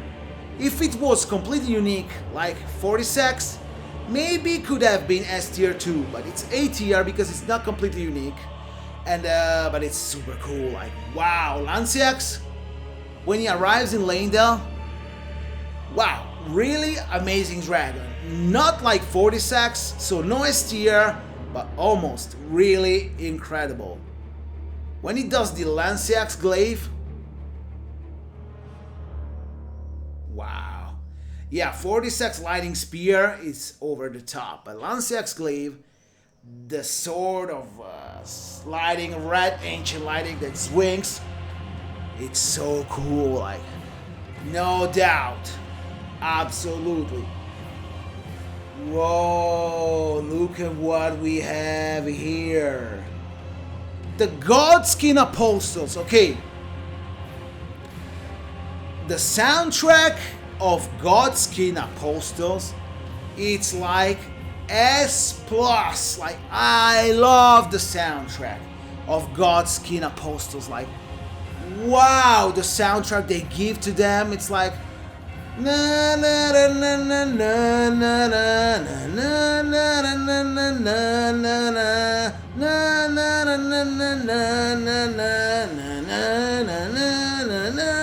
It's amazing. The soundtrack of Godskin Apostles is like one of the best and iconic soundtrack of the game, no doubt. That's really great. And the enemies itself are good. There are the big one, the fat one if we can say so, the skinny one, and the duo. Now, the Godskin duo is A tier because it's the complete version of them, and let me tell you, it works. Some people are finding them too hard and things like that. It's hard. Well, I mean, it's crumbling Farum Aswa 2, one of the latest area of the game. What do you pretend? It's a really hard area, so they hard. And yeah, the boss fight together don't always work good. It's, yeah, common in Elden Ring. But this one, it works pretty solid. And for sure they are A tier. No doubt. These are A tier. And they go exactly, to me, after the dragons, for sure. Better than the Valiant Gargoyles, absolutely. And the other ones are B tier because are the simple one. And it's kind of like the order, it's like first the big one, then the skinny one, because it's the order you find them. There's no really reason to give one or another different places, like in order, like first one, then the other, or inverted, it's kind of the same. They are similar, they are cool, all of them are cool. It's like preference, personal preference there, but yeah. The other two are B tier, and yeah, the other two are B tier, and I'm gonna say like they go exactly, well, these are really cool, like, yeah, after the Dragon King Soldier, absolutely, because even if they're single boss fight, they are really interesting, okay, and yeah, no doubt, like, that's no doubt. And yeah, I kind of want to change even, I don't know, Adan. I don't like Adan here, there. Where is he? Okay. I understand his uniqueness, but I don't know if I like him there. Like, maybe Adan, Thief of Fire. I don't know. He will stay there because it's your completely uniqueness. But yeah, I don't know.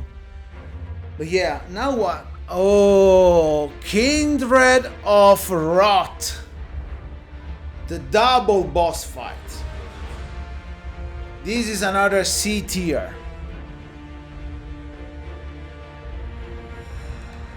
Obviously, Soldier of Godric is better. And now I will explain why. This is another duo boss fight that doesn't work. When they do the fucking shooting shit, they deal a lot of damage. It's so hard to avoid. And they can do that together in a way that you can't avoid that. They're fast, speed, like this fight with those enemies is not good. It doesn't work properly. It's not broken like the Watch Dogs Burial. It's not out of context completely like Godefroy, out of this world. But it's still not so good. Now, Soldier of Godric is in C because it's too simple. There's no uniqueness in it. This one, it's much more unique than Soldier of Godric. Even the enemies that are created from the rot, it's interesting. But the way that not work properly, it's a C tier to me. And it's worse than Soldier of Godric, because at least Soldier of Godric works. So that's to me like that. Wow, S tier, we have it. We have it. The Fire Giant. Woo! To me, it's design, everything. It's amazing about the Fire Giant. It's incredible. The spectacle is there. And I love it. It's like one of my favorite, but it's still S tier it's gonna be after Mog, Lord of Blood. Why? To me, spectacle, from a spectacle standpoint, it's better than Mog. And probably cooler than the dragon. Even if I love dragons, it's kind of like so unique, the fire giant. But why I put it there? Because it's so spectacle just for someone. Like, when I fight him with a lightning spear, it was so damn cool from the distance. But someone that needs to fight him from close range, it's kind of like forced to see only his foot. And it loses so much coolness and impact. And that's why it's there. I think it's still cooler than Radagon and Elden Beast to me. But for the problem that some people needs to have if they fight close range, you know, the fact that they can see only his foot because it's huge, it loses a lot. And I'm really sorry for that kind of camera decision. But it's kind of like, what can you do? You know, it's kind of difficult to do something with a free camera and free movement like that, not scripted at all. It's difficult to make it work differently. So I think they tried their best to make it good, and they did. But like I experienced myself, it's on top of those other two. But like someone can have the experience of only seeing his foot, it loses a lot. So that's the good spot. Like, it's super cool and all, but could have been more, you know, better camera wise. Maybe, even if I don't know how could they have done that, because I think they did a really good job. It was still solid, even if not perfect. So that's the spot for him, an S tier for sure, like no doubt. Now, what is that?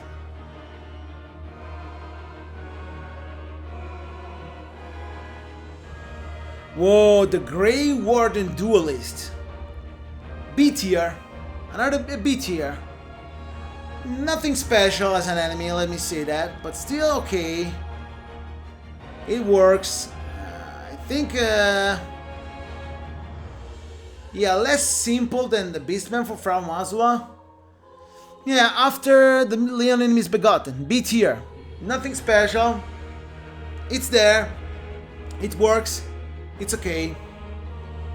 No problem. Whoa.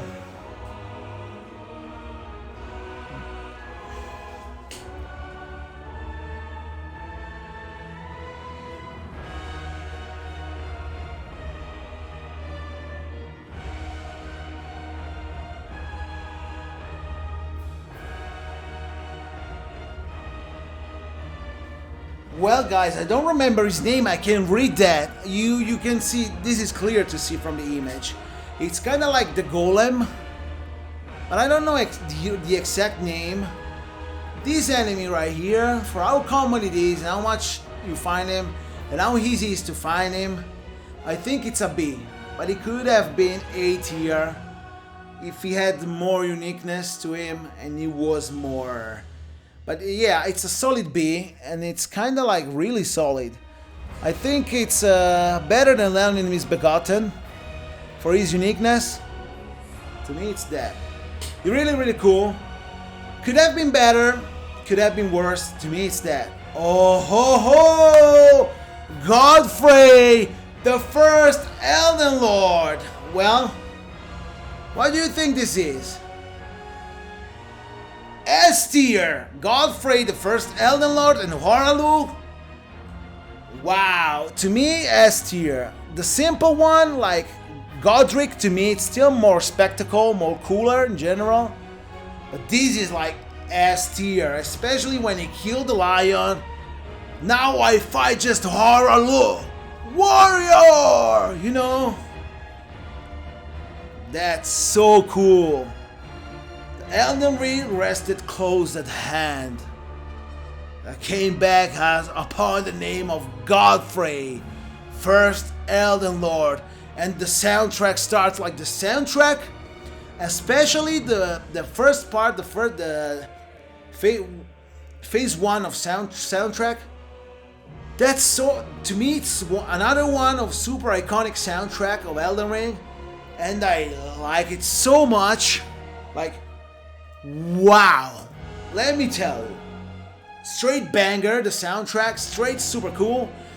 The fight is so cool. Like, even if it's simple, like less spectacle, it's kind of like so good, hard in a good way. You can read all his moves, and it doesn't give you a moment to breathe. Like, he's always on you with the axe, with the shoulder, with the lion, with the feet, with the stomp, with the everything. Like, it's like attacking consecutively. And when it becomes Haralu, it's even faster, and it gives a lot. It has a lot of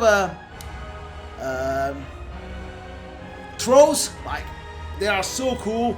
The one when you throw it from the side, when I throw you from the side and then smack you on the ground, that's so cool. And if it kills you, he has a unique animation when it's like tear you apart. You know? Wow. That was nobly fought. Tarnished. Wow. Godfrey, huh? The first standalone, really cool. The next one, to me, it's B tier. It's like the spirit version of Godfrey. To me, it's B tier. Nothing special. To me, it's like, well, better than Black Knife, but that's it. B tier. Now, it's strange to see the Misbegotten and the performer better than Godfrey here. Even the soundtrack here, it's unique, it's different, it's super cool. It reminds the soundtrack of the other one, but it's kind of like still a single fight. Double fights to me have something more in general, and it's kind of like, yeah, maybe we can put this here. Maybe it's better than Adan because it's completely unique. Okay, even if it's similar to the other one, it's still completely unique, this version. So it's completely unique like Adan, and it's better. No, Adan is still better, still more unique than him. There's no other version of Adan, it's him. That's it. So this is gonna stay here. Okay. This is gonna stay here. Okay. And yeah, look at the difference. This is B. The other one is S tier. I mean, Godfrey / Haralu. No way. And it's all explained, like someone that understands why he kills the lion. Because the lion was stopping him from being Haralu. Like, the lion is there to calm himself. The lion is, he brings with him the lion just to, you know, when he became the Elden Lord, he decided that so he can be more regal, more lord and less warrior. He can stop his thirsty of blood and battle, you know, thanks to the lion. That was like taming him. And he killed him just to unleash his warrior form, his warrior spirit, his like his thirst of blood in battle, the Haralu himself, you know. That's why he killed him. It's so cool. But yeah, now let's continue. Oh, Mad Pumpkin Head. B tier. B tier here. Nothing special. Better than the Demi-Human Chief. Worse than the Watchdogs. Okay. Nothing special. Simple B tier. That works. That's it. That's it. Whoa, whoa, whoa. Look at what we have here. Loretta, Knight of the Halic Tree. Whoa. Okay, Loretta is an A straight. Super cool fight, simple but unique. Like directly after the Black Knife in the Evergaol. Here. No doubt. No doubt. Directly there. And the weak version is B. The simple version that we find in Caria Manor, the spirit one, is B. And we can add her. That's unique. Her is cool. Yeah, after the Crucible. Absolutely. After the Crucible. No doubt. Now what is that? Let's see. I can't read. Oh, Makar, the magma worm. Okay, the magma worm. Well, it's an 8 here to me, magma worm. It's A. It's worse than the dragons. Yeah, to me, magma worm. After the dragons. I said it's cool, but no, even not like. After the gargoyles, after no, Niall is better. Yeah, magma worm after the putrid avatar. I think the Death Right bird and the others are better. Yeah, magma worm is cool. It's interesting. Whoa, it's coming! One of the difficult boss fight ever.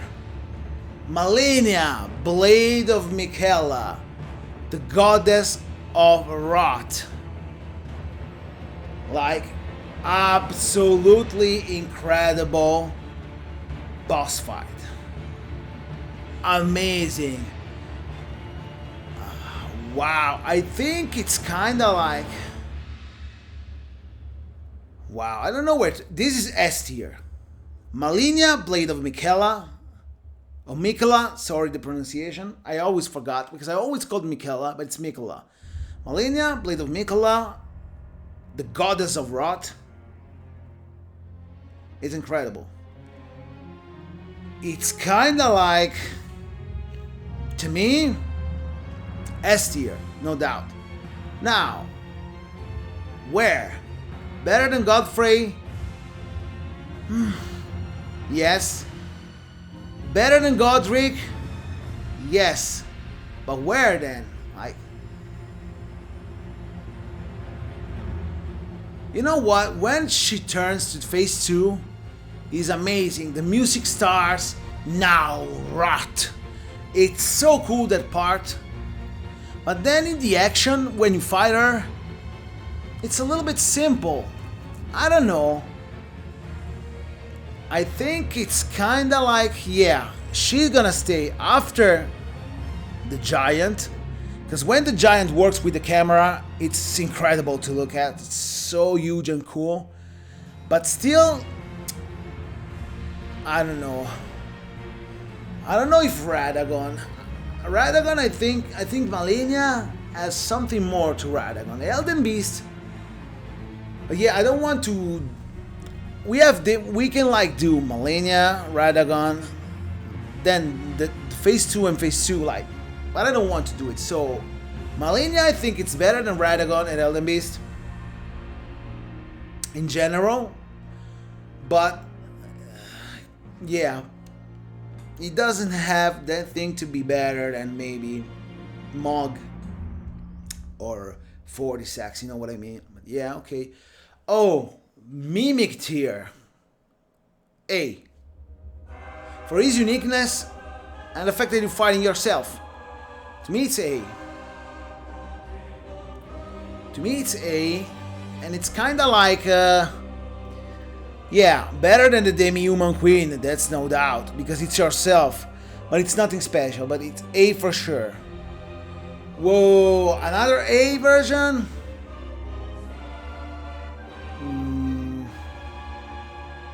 No. Or yes.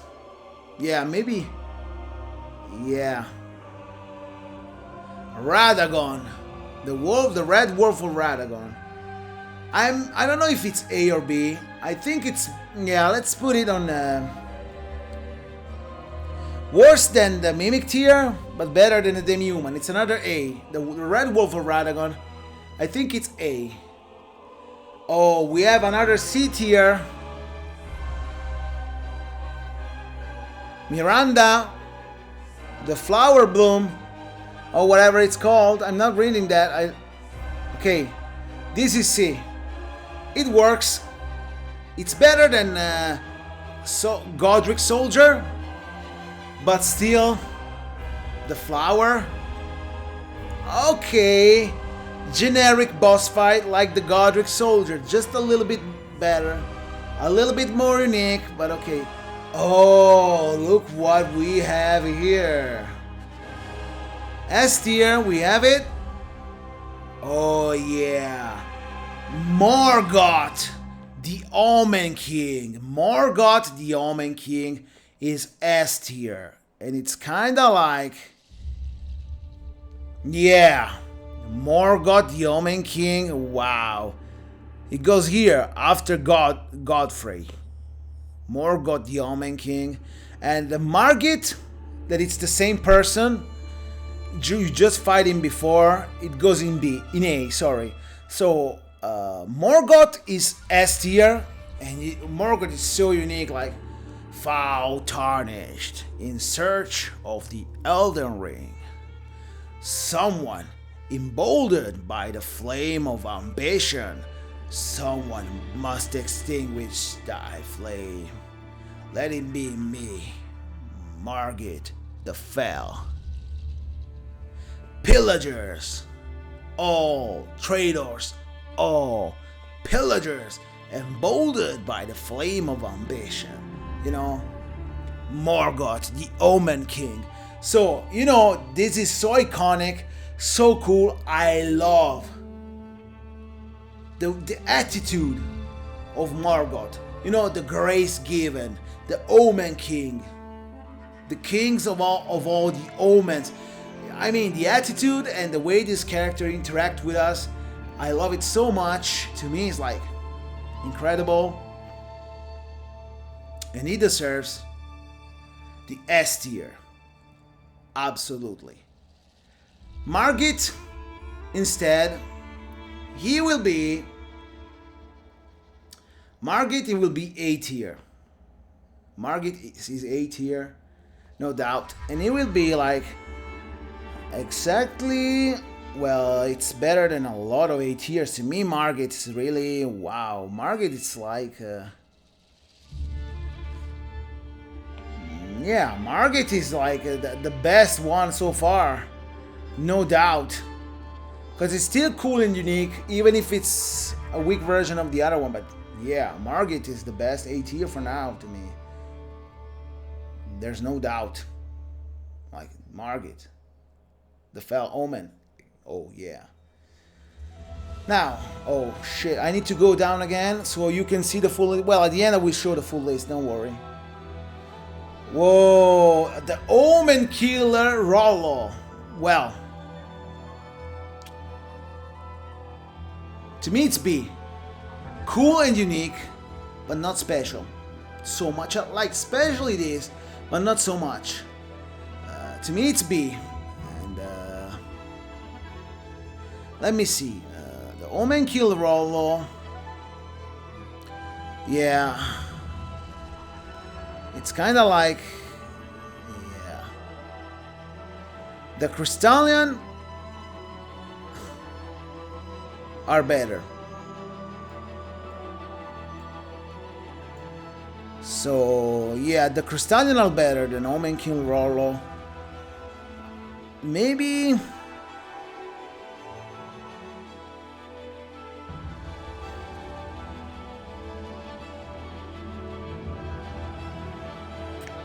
Yeah, after the Misbegotten. I think that after the Misbegotten is okay. After, because the big dude here, it's more unique. Like, yeah, after the Misbegotten is a good spot for it. Nice. Now, patches. Okay, here we have patches. If we have to say patches in this list as a boss fight, I think patches is B. It's unique, it's simple, better than Adan. It's an NPC too, B. B tier, better than Adan, it's an NPC, it's interesting. Patches is interesting. I like this as an NPC. It's kind of like good and bad at the same time. It's not so bad as an enemy or as a, you know, he jokes you all the time. but it's like he gives you important information, some cool moment, like the first time a Volcano Man or things like that, the first time you experience Mistwood with his chest, and you find Silver River well for the first time, like it's thanks to him, those cool moments. So yeah, Patches was cool to me. I liked Patches. Really cool and unique character. Really unique, and he's a cool NPC too. So Patches is really solid to me. And yeah, straight beat here, nothing bad. Yeah, it's not probably a boss fight. Yeah, it is and it's not, but okay. Patches is there. It's really interesting. Whoa, Renala. Queen of the Full Moon. Okay. Renala, Queen of the Full Moon. It's A tier to me. It goes like, yeah, A tier. Oh, now it's gonna be difficult to place the. I think it's better than all the other ones except Margit, and it's kinda have his uniqueness. Margit is more iconic, but Renala is super cool. It's not an S tier because it's too much simple boss fight, and yeah, the scene when you see her in all its beauty with the full moon behind, it's so cool, but the boss fight just give us some, just shoot some magic. The moon is interesting, but okay, and he calls some spirits to help her, even a dragon, but it's kinda, I don't know, boss fight wise, could have been more unique and harder and more magic complex. I don't know how to feel about it. It's kinda like, okay, it could have been an S tier, but it's not. A tier for Renala. Really cool looking lady, really cool boss fight, really cool adaptation, like the scenes where she shows up with behind the full moon, the stage change is so cool, but it's not like the other S tier that I put there. Like, it doesn't have, I don't know, it's not the same as Morgoth, for example. That it's simple. Even Godfrey, it's simple, but are more iconic than Renala. Renala is not so, like, I don't know. A tier, it's good for me for Renala. Yeah. Whoa, whoa, whoa. Another S tier? Gurak, the Bleached Clergyman, or if we can say so, Malekith, the Black Blade. Wow, okay, let's go. S tier, Malekith goes. Malekith is kinda like, wow. It's behind. Malekith, it's behind Malenia, just because Malenia is Malenia. Otherwise, damn, he's so cool when he transforms, and he takes the Cinquidea, the weapon that he has, you know, that only the highest clergyman rank can have, his weapon, we found it. He smacks the Cinquidea into the stone of the Rune of Death, and he takes out the Black Blade, and the gold and black armor comes out. The design is so cool. He's so strong as a boss fight. He's so hard, it's like incredible. He has low HP, easy to kill with the right setup, but it's kind of like so amazing. And the Rune of Death, then it's kind of like freed in all the world, the destined death. Tarnished. Why take the destined death? To kill what? You know, feed me more death. Give me more death, Gurak. Malekith, the Black Blade, an amazing lore, important boss fight. Like, wow, Marika, my sin. cannot be forgiven. Wow, Malekith, the Black Blade has tears straight up, like no fucking doubt, like wow, amazing. Absolutely, Malekith is S tier, no doubt. Absolutely. Well, what is this? What the hell is that? Sorry guys, I can read and I can't understand.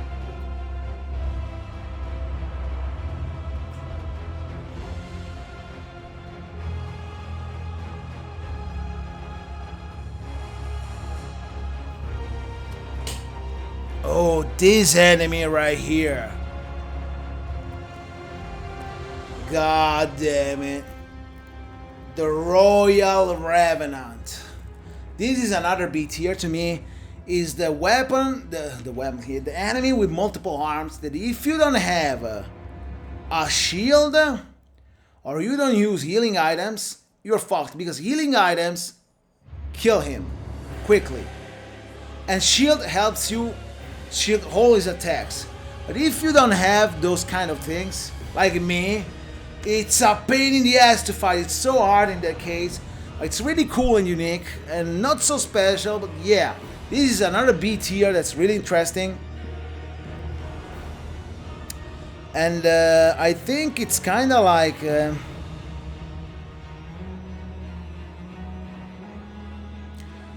yeah. More interesting than the Omen Killer. Or maybe not, because the Omen Killer has his like low reasons, like better than the Misbegotten. Yeah, better than the Misbegotten. That's his place in B tier. Whoa, another B tier? Oh, absolutely.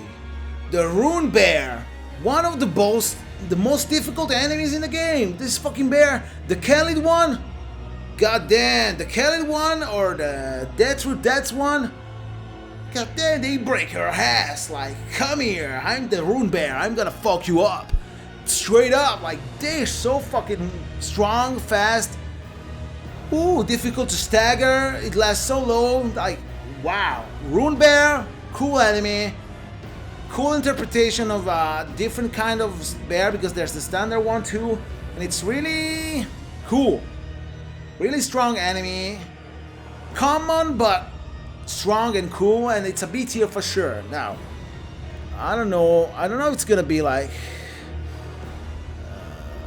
yeah, maybe... yeah, it's better than the Pumpkinhead, but still is not like so unique than the Watch, Burial Dogs and the other ones that came after. So, okay. Wow, Ulcerated Tree Spirit. Okay. This one is another B tier. Because it's kind of like so cool, but A tier, no. It has a problem, like his moves are sometimes not clearly... it's kind of not clearly to see some of these moves, okay? So, for him, it's kind of like... I don't know. It could have been better designed. Especially some moves are difficult to read. And it's easy that you get hit without knowing what the fuck did this hit me. So that's the only real problem with him. Otherwise it would have been really cool. But still it's a B. And I think it's... yeah, after the other three avatar. Okay? After the other three avatar. The three avatar is more... is better. Yeah. This is straight after. Because it's a little bit worse understand his moves. Otherwise it would have been maybe A tier with the putrid one. But it's simply not. So yeah. Whoa, what do we have here? The first S+. the God-devouring serpent, Rykard, Lord of Blasphemy. Wow, this is the top spectacle in the game. This is the gimmick boss fight that is so incredible. It's the S plus of the game. Like, woo, not the only one, we'll see. But it's like, wow, amazing. First the serpent, it's so damn cool. Then Rykard, wow. Together we will devour the very gods. Like, woo, Rykard, Lord of Blasphemy. The serpent is so cool, and the death animation when it kills you, like, damn. And then when it turns to phase 2,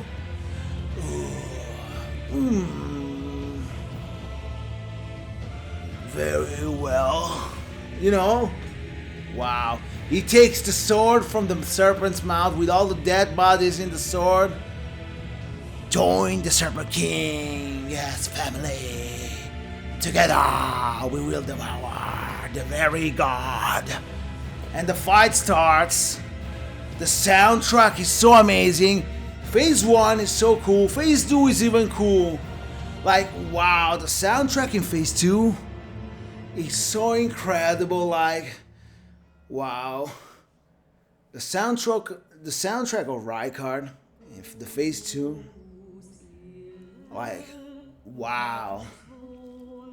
It's so amazing. Sakaji, Sakazu, Pisademos, Samhan, na na na na na na na na. Like, it's, and even the ending. Hosademos. I don't know the words, but that ending, like, so slow, hard hitting, so like devil. Wow, so blasphemous. Even the ending of the Phase 2 soundtrack is so great. And it's like, wow. Amazing. Incredible. That's an S+. Like, the boss fight of Rykard, the God-devouring serpent, the Lord of Blasphemy, is amazing. Wow, it's kind of like, wow. It's amazing. Amazing, amazing, amazing. There's no other words to describe it. It's incredible. Really it is. Like, over the top incredible. Like, Rykard, Lord of Blasphemy, and one of my favorite games in all Elden Ring. All Elden Ring, no doubt. Like, the first time I fought him, like, when I see the Phase 2, I was like, what the fuck is Phase 1? Was under there all the time? What a cool design. How did they manage to do something like that? Like, wow, that's over the top. S+ for Rykard. That's over anything else we found right now. Like, S+ for Rykard. No doubt. Now, what is that?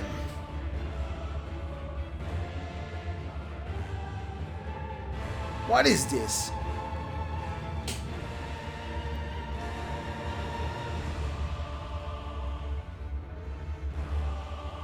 Stray Misbegotten?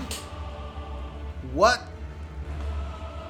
Stray Misbegotten? Another version? Maybe a different version of the Misbegotten? Well, this is another B tier. Unless it's the other one. Give me a second, guys.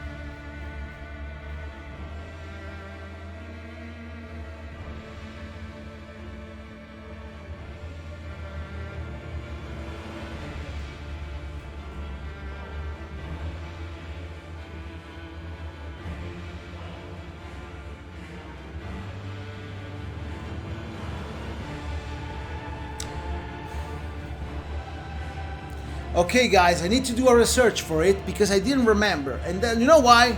Well, so generic. Scaly misbegotten. Worse than the flower to me. No, worse than... I don't know. Yeah, here. After Soldier of Godric. Yeah, Scaly misbegotten. Too much like... I don't know. Whoa! Spirit Color's Nail! This one is the worst B. Is not C because of the unique idea, because she calls enemies, and when she does in the boss fight are Crucible Knights and cool enemies, like, so it's kind of unique, and the idea at the base is it's cool, and that's why it's B. But it's kind of like really whack. The Spirit Color's Nail, no, it's like the worst B, but still B, not C. Then, whoa, we have the troll, the Stone Digger troll. This one,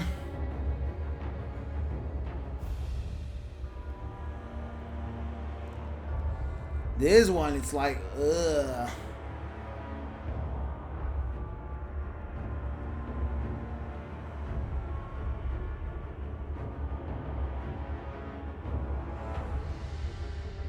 Better than the Rune Bear because it's the design is unique, but still another worse B.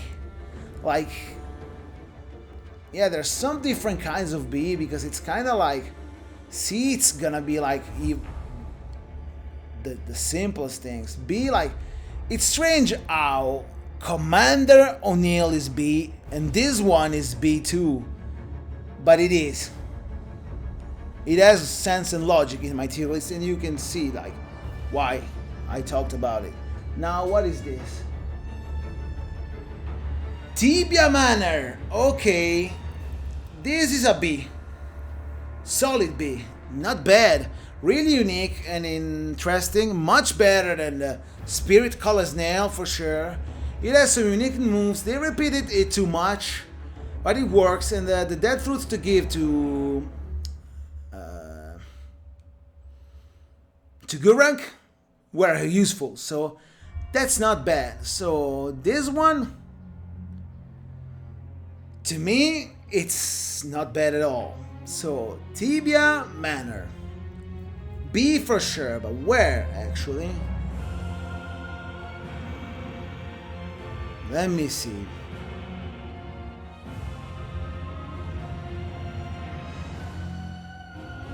Tibia Manor, it's kind of like, yeah, after the Omen Killer, Rollo, yeah, we have the Tibia Manor. To me, that's a great place. Always be, but that's a great place to me. Now what? Holy smokes! Well, you know what it is, right? Dragon Lord Placidusax. Okay. My favorite boss fight in the game, no doubt, and obviously S+. This is better than Rykard, and this is the top best boss fight in the entire game. Dragon Lord Placidusax. There's no doubt this is like not the best boss fight in the game. And there's no doubt this is better than Rykard, and I will explain why. First, let's talk about the boss fight. The fact that it's a dragon, I love dragons so much, it's already something that put in an account. Even if I'm trying to be objective here and not going too much into, you know, my tastes and my preference, but just objective how it is. But the boss fight is really cinematic, really cool. Like the way the dragon is, the face angry and cool of the dragon, the fact that he's so old, so ancient, that he lives behind time, and it's kind of like the skin is almost really made completely of stone, of how old it is. It's almost stone, the scales of his body. He can live like behind time, he can fly across time. He has 5 heads originally. We found the 2-head version. DLC, please, from software, please. DLC. It's kind of like, wow, so incredible. So amazing. Like the fact that he kind of like, wow. He does like the cool moves that he does, like he does the lighting attack like that, you know, the, how the hell they called, don't remember the name, but you understand, the lighting slap, let me call it like that. Sorry for my bad English, I don't remember.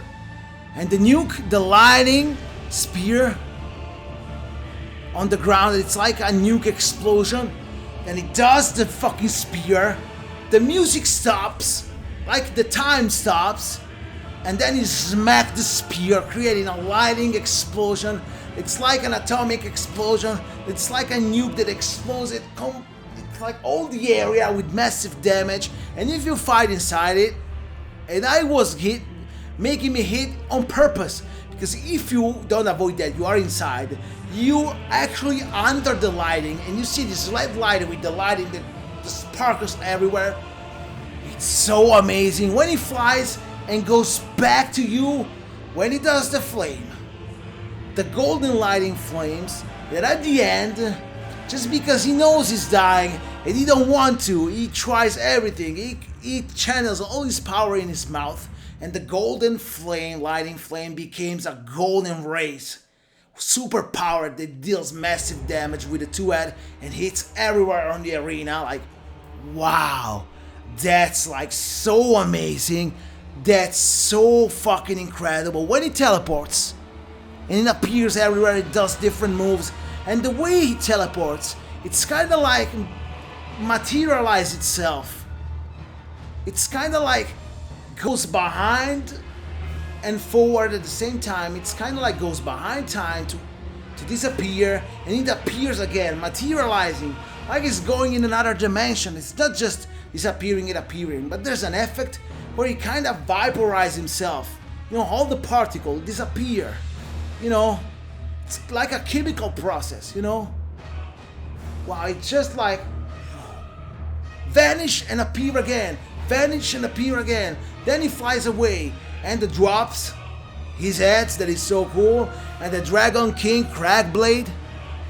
How cool is the Dragon King Crackblade and the Thundercalm form? Wow, it became my main weapon on my character. That's so fucking amazing. Like, wow. Like, what else is so amazing like that? Wow. It's kind of like the beast mode of lighting. Like, whoa, that's so incredible. Like, wow, S+ for sure. And why it's better than Rykard? Easy said.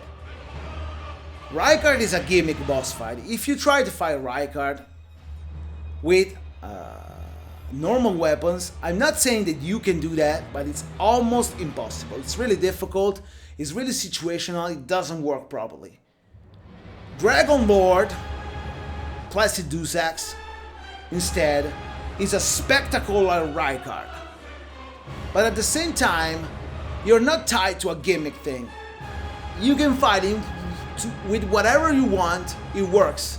With something is easier, with something is harder, but it's work. It's treated normally, not like a gimmick boss fight.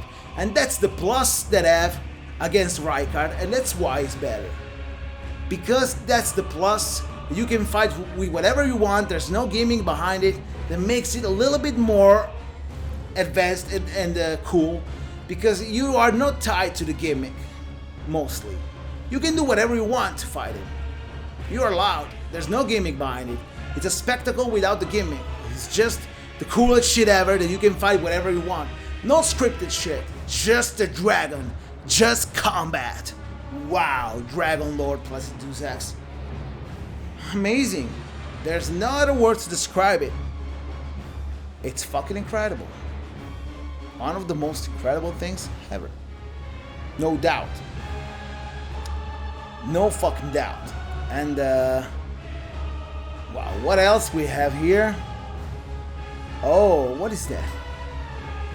Whoa!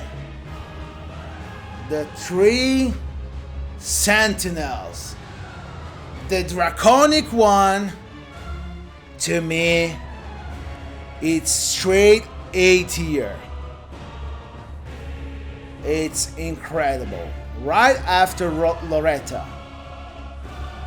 Right after Loretta. The draconic one is incredible. The best one of them.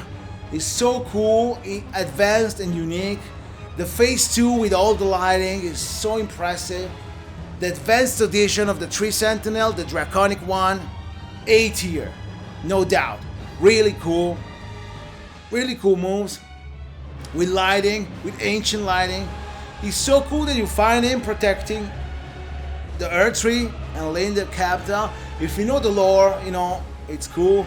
It's cool to find him even in Farum Azula. I mean, he's the draconic sentinel. They devoted themselves to the dragons because they love them so much. When they see the big dragon entering the capital and breach into the capital for the first time, something ever did that. Like they remain so amazed by the power of that dragon that they kind of like fell in love with it, you know? The 3 Sentinel, the draconic ones. Wow, straight A tier, no doubt. Then we have here, oh, the standard 3 Sentinel and the 3 Sentinel Duo. Okay, this one, let me tell you, it's the same. The 3 Sentinel Duo, it's not. There are simple 2 of them before entering Leyndell, Royal Capital, but it's not a duo. It isn't. It's just there's 2 of them. It's not real a duo. It's not. You can even fight alone. Like if you do it the right way, you can fight one after another too. So it's not a real duo. So this will count as 1 to me. And if I have to choose, this is B. It's really cool, really unique.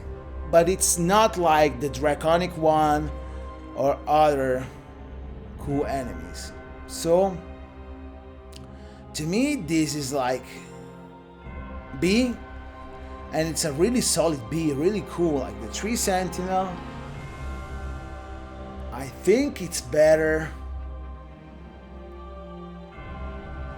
Yeah, to me, the 3 Sentinel.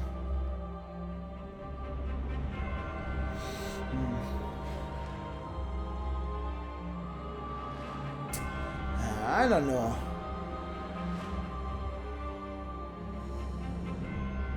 Yeah, even here after Loretta. No doubt. Before the Crucible, yeah, for sure, here. For sure. And, whoa, has the last one? Stars Coach Radan. Well, General Radan. Whoa! Listen to the background. Now rot! This is so iconic and incredible. This piece right here is one of the most unique and iconic to me boss soundtrack in the game. Phase 2 of Malenia. Bang! Okay, another track that slaps! Woo! Starscourge Radan. Like S tier for sure, and it's kinda like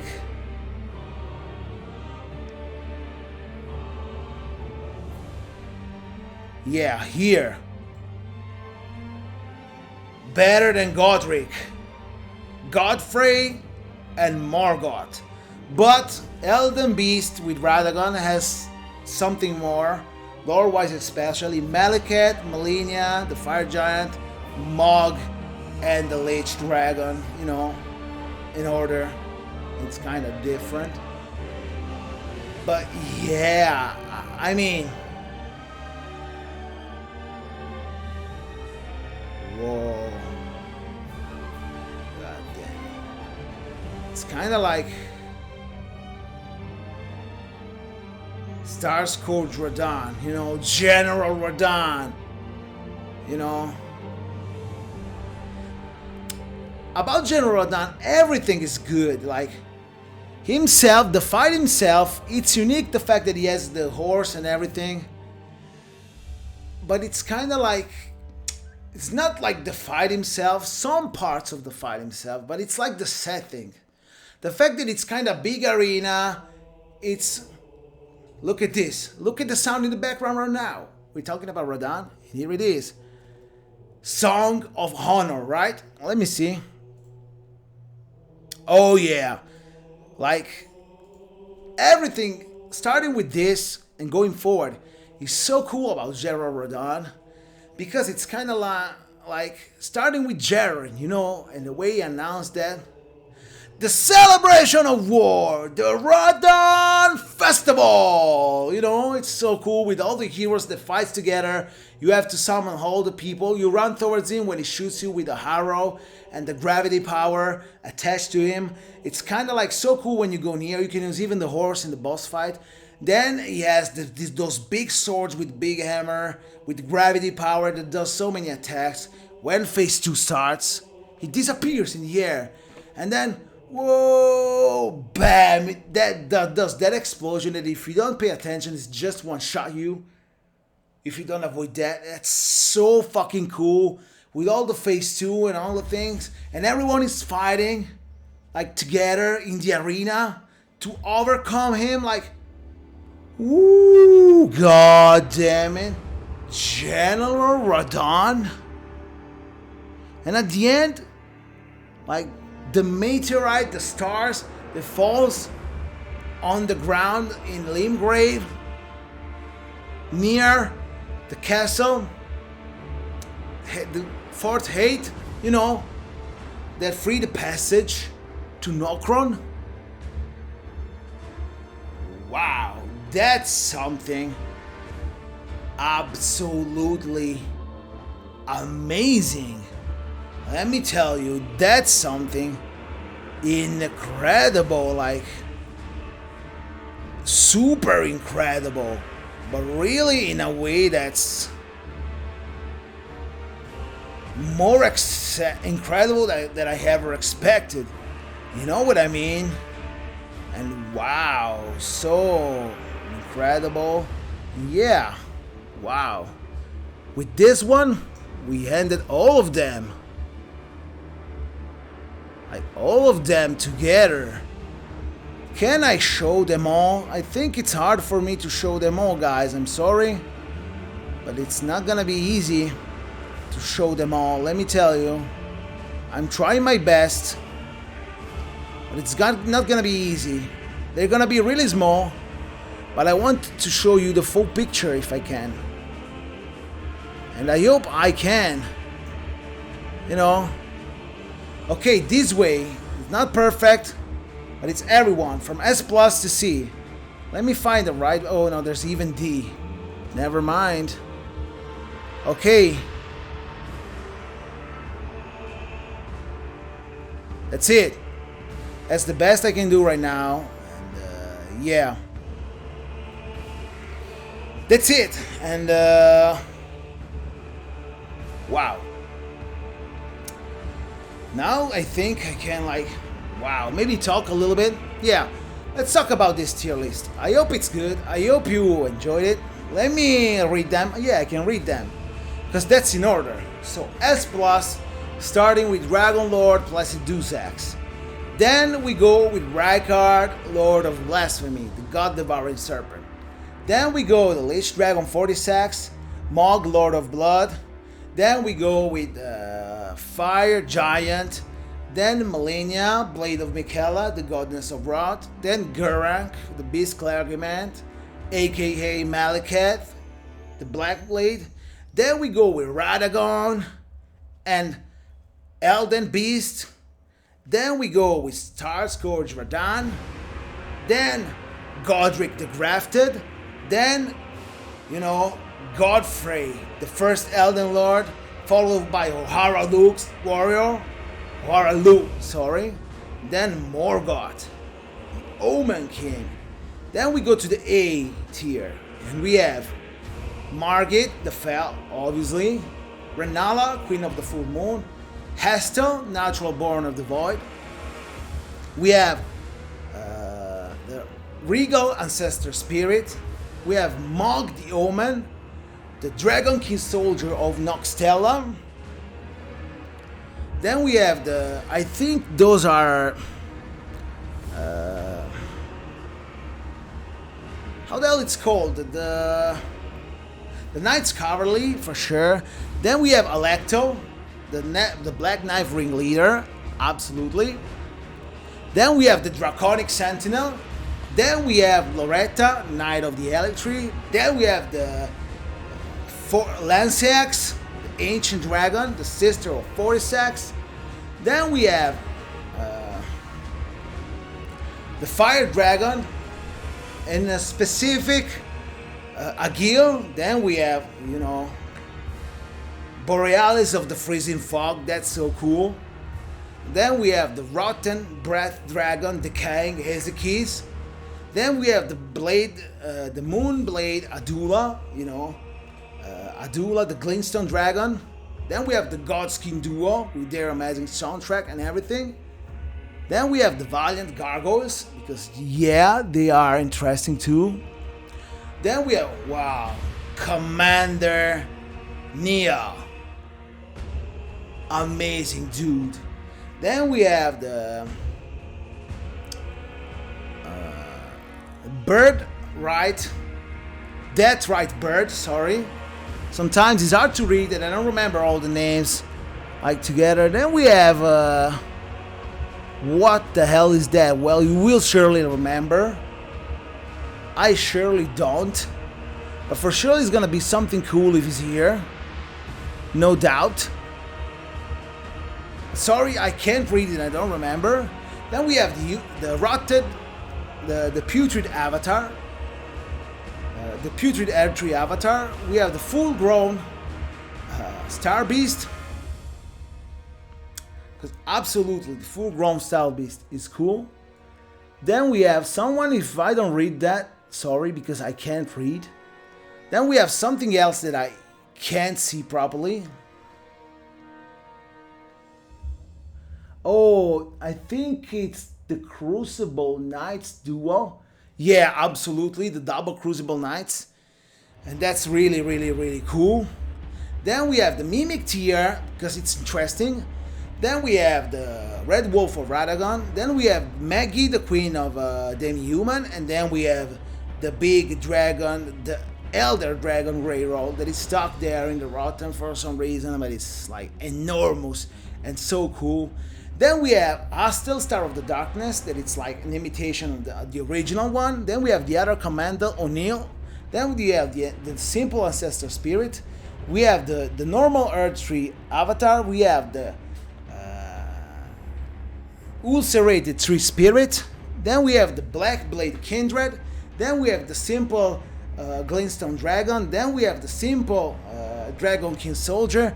Then we have the fat Godskin Noble and the skinny one, Godskin Noble. Then we have Patches. I mean, it's an NPC and it's so unique. Then we have Adan, Thief of Fire, another unique one. Then we have another, yeah, kinda unique dude, Godfrey, the First and the Lord, the weak version, the spirit one. Then we have the double Abductor Virgin. Then we have the double Omens and the double Fell Omens and the double Nox Warriors. Then we have the Leonine Misbegotten and the Performance Trisha, another double boss fight.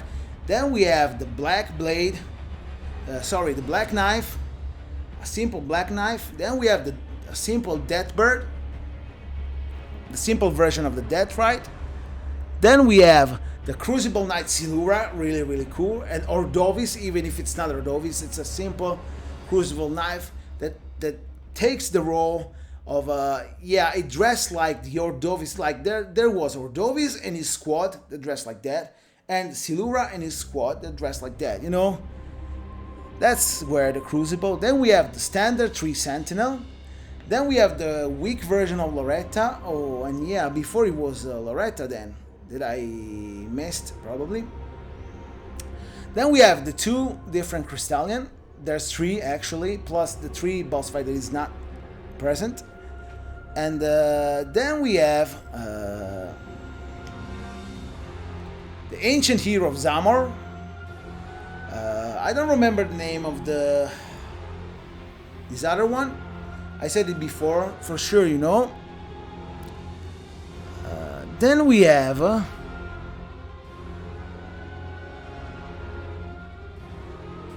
good luck with that, cause what it is I can see. Then we have the knights that I don't remember the name again. The knights, the Halic Tree Knight that follows Malenia. It's the double knights that you find in the cave in the near between Khalid and Dragon Barrow, but I don't remember. Then we have the Golem. That is not bad. Then we have the Omen Killer. That is another interesting and unique fight. Then we have the Tibia Manor. That is not so bad. Then we have the Noble. I don't remember. The one that screams with all the hands. You know what I am referring to. Then we have the Misbegotten Warrior. That it's the simple one, but it's really interesting too. Then we have the Coliseum Warrior, if we can call like that. The Warden of the Grave Warden Warrior or something like that. I don't remember exactly the name. Sorry for that. Then we have the Beastman of Faru Mazula, another unique and interesting dude. Then we have the Karyan Knight Troll. Then we have the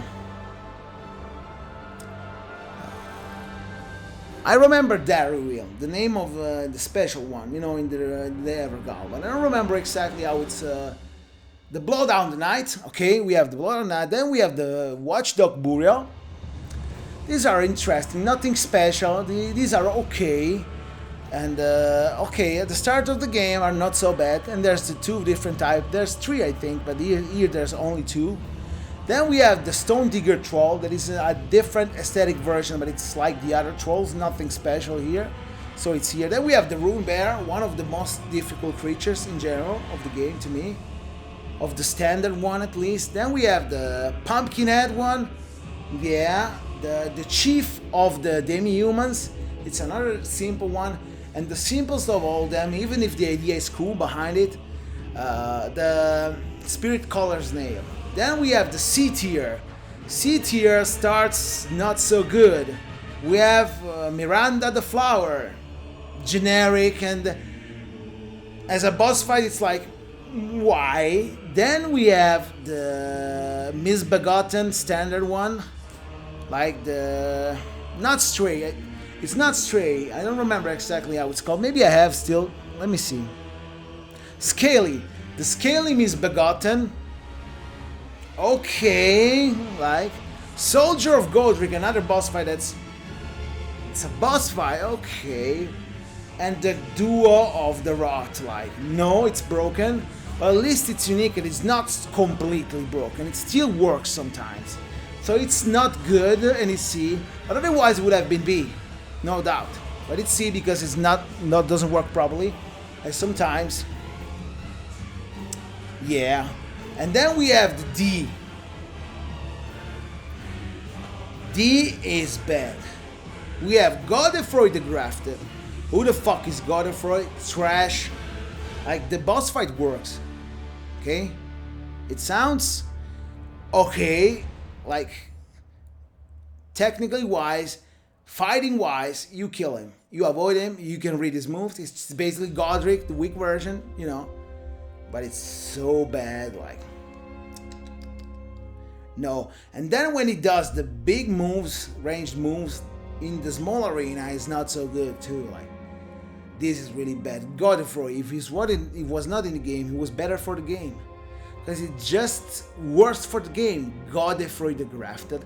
Why the hell? I think they did it on purpose. Like, there's so many small details in this game realized on purpose to make it more real and complete. Why the hell they did not think about Godfrey? I think it's not possible. I think Godfrey, it's simply whack. It's simply bad. Really, really bad. I think Godfrey is simply shitty.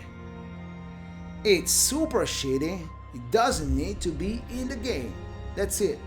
And then, you know, the Burial Watchdogs duo.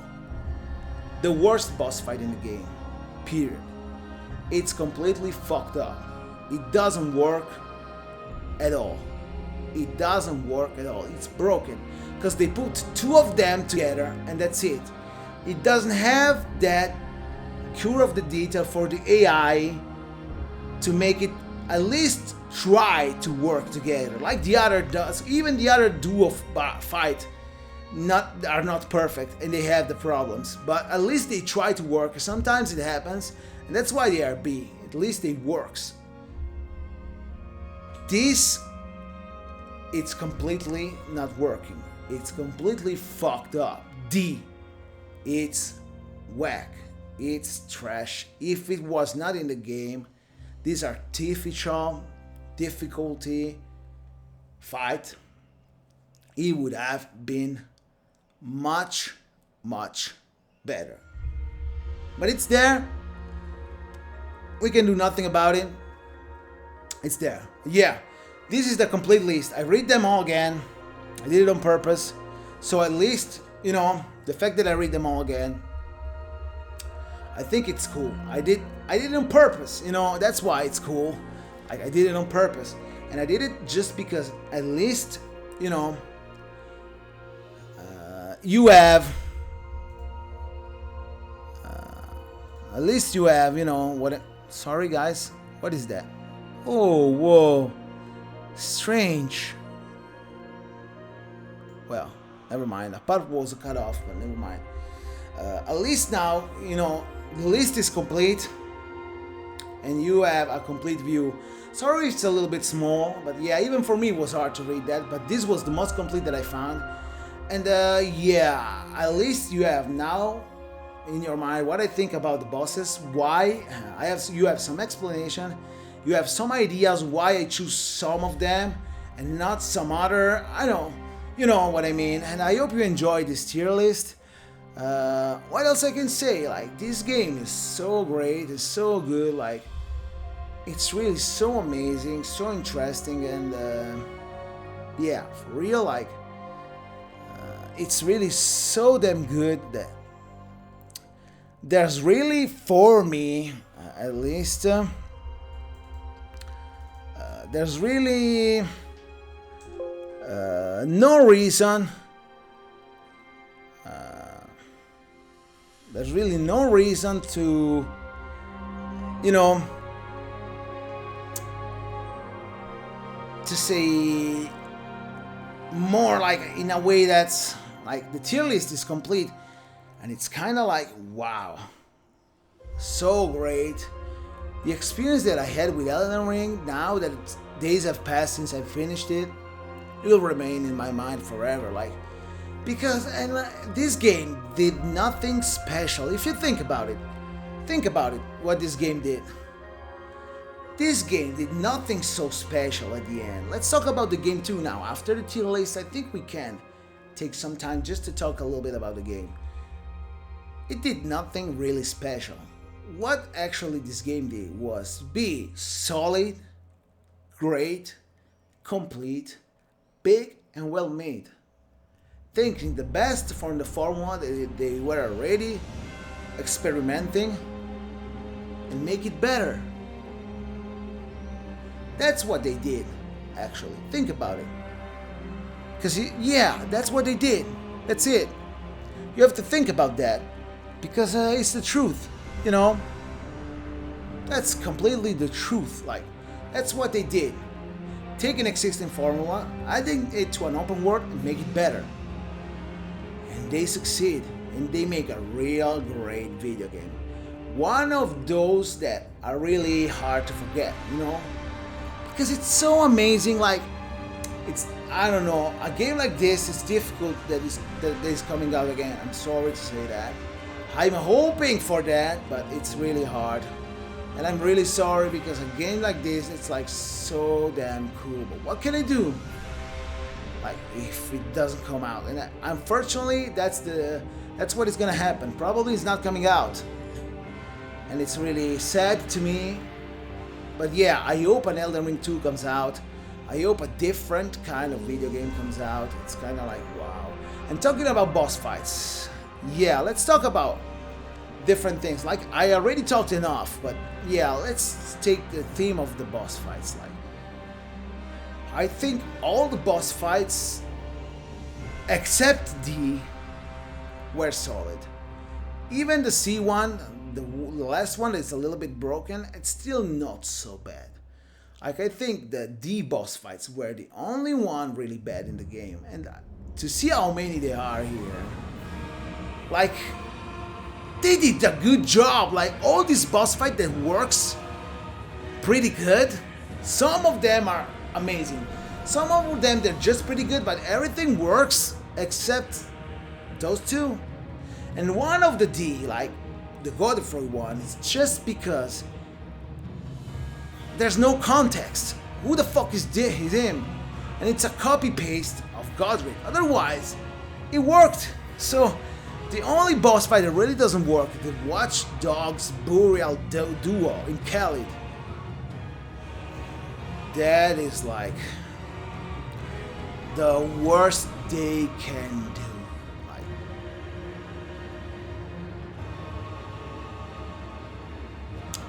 wow, whack, really whack. But yeah, let's talk a little bit about the game too. So this video is more complete. I like to do things like this. And about the gameplay. Okay.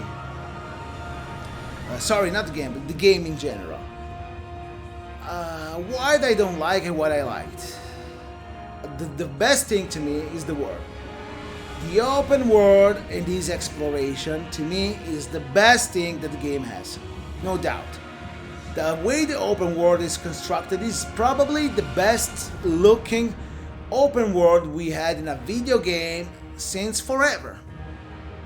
To me, there's no other game existing, even games that I didn't play that I know a little bit, like there's no other game existing that has a better open world. The open world of Elden Ring is the best open world that exists, no doubt to me. Absolutely. But what else do I like? Even the lore is not bad, but there's problem there. Like, yeah, if we're gonna talk about some problems, like I'm always saying this is the best, this is good, maybe my favorite, let's talk about some problems too. Let's give that a shout out to quests. Some quests are completely fucked up, but really badly fucked up. Like, who the hell is calling me? They're calling me on my private phone, and it's kind of like for sure some call center like, hey, do you want this offer? It costs only $5 a month. It's great. It can save you $1 per day if you take it, and you have the free calls. Like, fuck you, god damn it. Like, don't call me. But yeah, apart from that, I was saying what I didn't like actually. Like, for example, quests. The quests, some quests are tied up together and are so great, like randomly complete quests starting from the beginning. So with Blind, easy and everything. Fantastic. Some quests are completely fucked up. Like for example, when I find Canon Hate, Haralu and Gostok together in the throne room of Godric in Stormveil Castle. How the hell I was supposed to know they were there? That was like in my head that it's so hard that I want to explore 200, 300 times one place. Again and again and again. That was me. If I didn't play like that, I would have missed that, because how the fuck do you know about that? That's really bad. That's really bad, just to make an example. That's what I don't like about quests. Sometimes things happen and you don't know. And the world is huge. How can you know? There's nothing. Like, if Haralu said something like, or even Gideon said something like, "Thanks to you, Horalu now is strong again. She now has the purpose. I think she's directed to Stormvale or in Limgrave. At least you know where you need to search. They don't say fucking nothing. How do I know that she's in the throne room of Godric? It's not even on the map. There was a casualty that I found her. Because Gostock was not even on the map anymore. I said, what was the Gostock here? Kicking the head of Godric forever? Like, was Ken Hade in his castle and he was not there anymore, even him? What's the deal? Because he wasn't on the map. He wasn't on the map. And then I found him. That was so bad. Hieta. The quest of Hieta follows a route. You can actually follow her. You can find the grapes gradually. If you do a good exploration, it's not so confusing. But the end.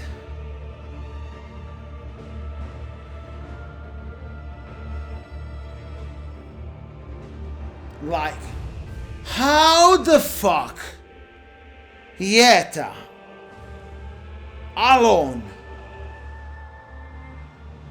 goes through Liurnia Lakes? That's already an order here, it's difficult. Okay. He goes there without... She can't see. She's not powerful at all. She doesn't have nothing. No magic, no defense, no attack. She's weak. A fart of the Elden Lord can kill her. If me as Elden Lord I fart on her, she's dead. How the fuck, after I gave her the fingerprint, you know, grape, she goes through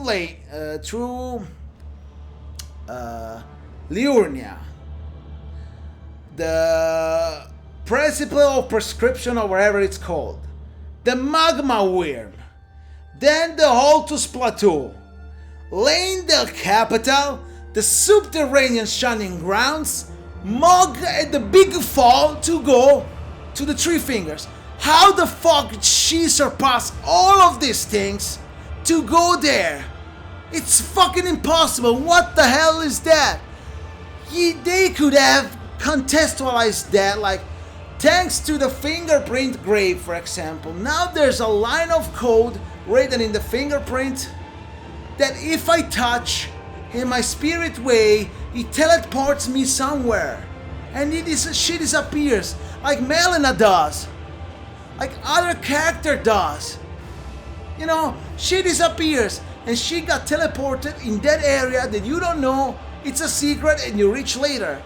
And she had contextualized, but she can't with her legs go through all that process. How the fuck she get past Mog, the Lord of Blood? That's crazy. And that fall, that's parkour she can't see. How the fuck she get there down the Three Fingers? That's so fucking bad to me. Like, really, really fucking bad in a way that's terrible. Really terrible. And that's another example. That's the things that I didn't like about Elden Ring. Sometimes quests doesn't tie up together the way they need to be. And that's really, really bad. Like, wow. Like, no! Why? Why it's so bad? I hate that. I really hate that part. So much, you can even imagine how much I hate that part. That part to me is the worst. It's the worst part ever. Like, how can that happen? Like, and there's more. There's so much more. Like, even Gideon. Yes, I missed some dialogues. But yeah, no, Gideon you can understand. Yeah, Gideon you can understand. There's no problem with Gideon. Like, but there's things that really doesn't work. Some things really doesn't work. Like, They're simply no good. So that's something that I didn't like about Elden Ring. Some quests are not good in an open world environment. Yeah, it's okay the mystery to not guide someone. Come on. You know what else I find it's not good at all? Like, it's not so bad, but it's not enough. The endings. I still need to see one ending, but whatever ending you choose is not enough. Whatever ending you choose is not enough. It's kind of like whatever ending you choose, for some reason, it doesn't like, how can I say this? It doesn't explain, it just ends. You are the Elder Lord. Good. Okay? For now, to me, the best ending, like I said already, is the Frenzied Flame one, because there's the Melina speculation that you can do after what happened, and it's the more complex and complete. And it makes sense that it doesn't say too much. Everyone is burning, and everything is crazy now. With me, crazy even more than everything. Like, it makes sense at least. But the fact that there's no, like, to me, at the end, like, explanation needed to be there. That's what it's not there, and it's so bad. Like, explanation, god fucking damn it. Give me explanation of what happened. Give me that explanation. Why you don't give me that explanation? Like, at least at the end of something that is not clear, be explicit and say that to me. It's the ending. Like, to me, the ending would have been more complete and more explanatory. So you can do like, whoa, I know this. I think about that right. Now it's saying that that's what happened. You know, there's things that it's not like just the mystery of the lore or what you read or what you can interpret. You know, what you can imagine. It goes behind that in a bad way. Sometimes that's just missing information that doesn't let you understand actually, in some cases, what's happening. You know what I mean? So that's the big problem. That's the real big problem of it. Like, it doesn't explain something, but in a way that's just missing information. It's not like speculation anymore. It's just like, something is missing here. What's the deal? I don't understand. So that's another problem of the game. And okay, it's the first open world that they do.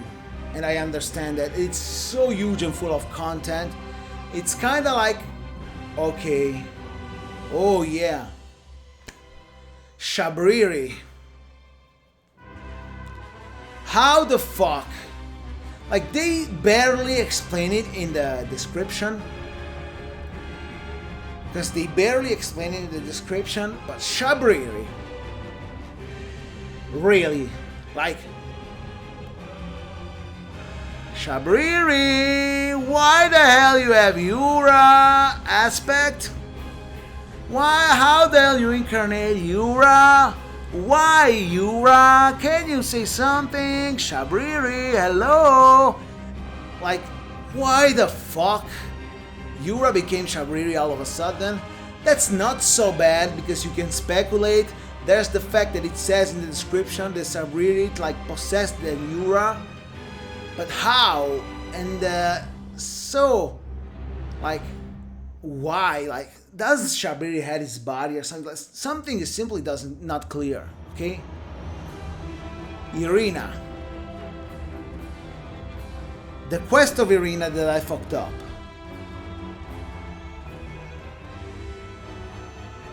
Irina.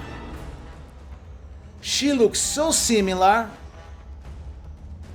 to the other girl. You know, can you give me some Shabriri grapes? What are the Shabriri grapes? You know, it's so similar. It looks almost the same. Even the voice is similar. Is some process related to what Shabriri did with Yura?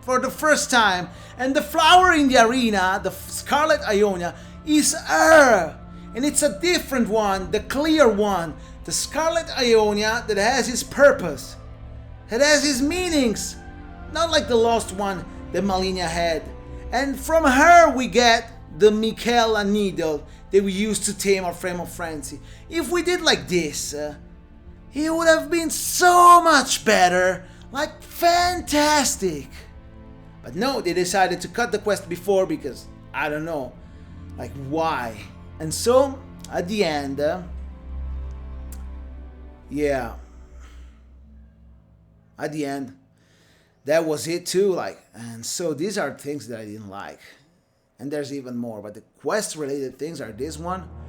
It's so much. Some things need to be balanced to me a little bit, but gameplay wise I like it too. Like, I've seen some people say like it's not balanced. Can I say something? I'm a fighting player. Week 1, I'm so bad at fighting games, but I like them, and I played so many fighting games. And those are the kind of games that usually have PvP, competitive one, and it's balanced a lot to make to work, you know, make competitions. Let me tell you, when a fighting game is good balanced, really good balanced, 90% of the time is not fun.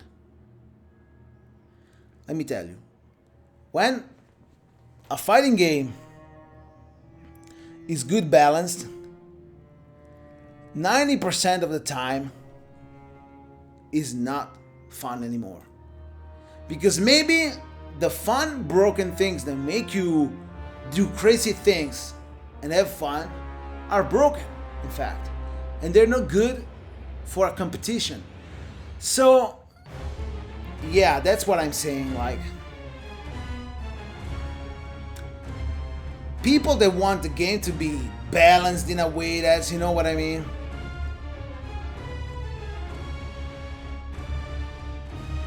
No. Some things that are exaggerated, yes, but it's good as it is, like, because it's more fun and more enjoyable. Now, there's the risk that online, for example, they use all the same weapon, all the same concept, all the same things because it's the strongest. And some people don't play to enjoy the game, play just to win because they don't want to lose. There's people like that. They're not like me, but there's people like that. I can understand that. It's okay, and I can understand people that play just to enjoy. Fight always the same dudes with the same weapons, so strong they always lose. It's a little bit frustrating, it's not so good. I can understand those things. But let me tell you, it's kinda like...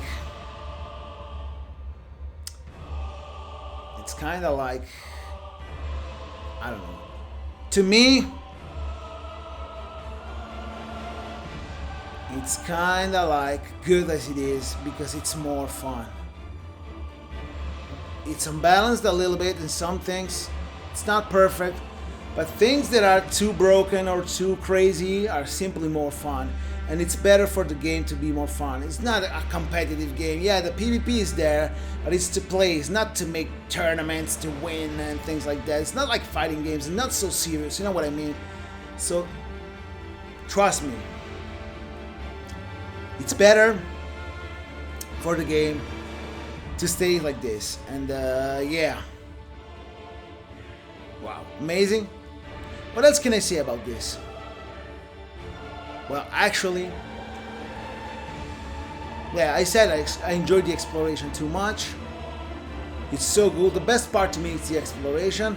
Some boss fights were so amazing that, like, so enjoyable. Like, a Rykard, I can fight multiple times, and I can fight Placidusax like forever. I want to fight again Lord of Blood and Fire Giant because they are so cool. Like, there's some boss fight, even Godfrey, I want to fight him again. Wow, Lich Dragon 46 for sure. Like, boss fights are amazing, and that's the tier list was good about it. What else? Yeah, nothing else. Like, the game was this, and was cool as it is, for real. But yeah, enough talking here. I guess we can say this, right? Let me grow bigger on the screen if I can. Let me see. Oh, yes.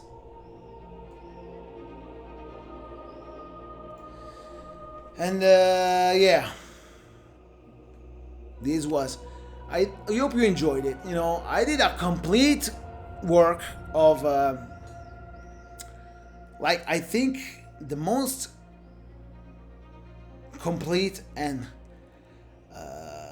think about boss tier list ever. I hope that was my idea. That I don't know. I don't see other tier lists on the internet. I think there's people that have done it, or I imagine like these are popular now. So everyone does tier list. I wonder why not on Elden Ring. I will see that after this video if there's some. But I hope I did one of the best. That was my idea. And yeah, that happened. And what else? I did a little bit. It's not a review. I just did my 2 cents on what I liked and what not about Elden Ring. Mostly, it was not complete and perfect as things, but it's an extra that I wanted to do. And this is like my final Elden Ring video where I talk about it. The next videos are gonna be the New Game Plus and then future DLC content, maybe, who knows. So this is my real last one video, and I hope you enjoyed it. I did my best to make it good, and I think it is. And this was really cool. But yeah, what can I say? What else? Nothing else. Like, this was good already.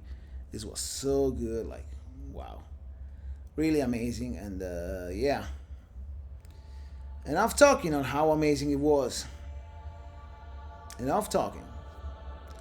Let's simply say this. Thanks for watching, guys. Thanks for real. Like, to me, every view is really important. Like, even one view, it means something to me. And I really thanks everyone for this.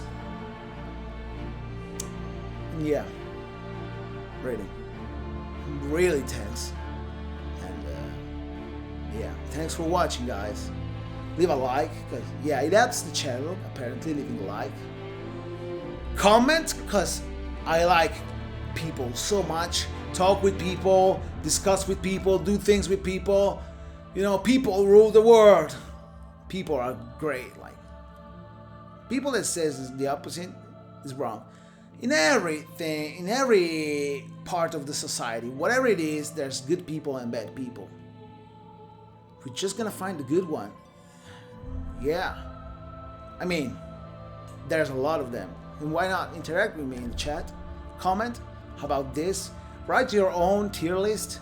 We can talk together. Write your own ideas, your own thoughts, and what you think about it. Some bosses or something like that. If I said something wrong, if something you didn't like, do it. And subscribe. That's super important. I don't say too much, but subscribe. For real, it helps me. I need, because I can finally unlock the community hub, and we can talk and do cool things with the community hub. And I can even, in the future, maybe earn something, and maybe turn this into a job if it works. Who knows? With enough views, it can be, and I would be so happy. Something that really will make me happy and better. But enough talking. Thanks for watching, guys.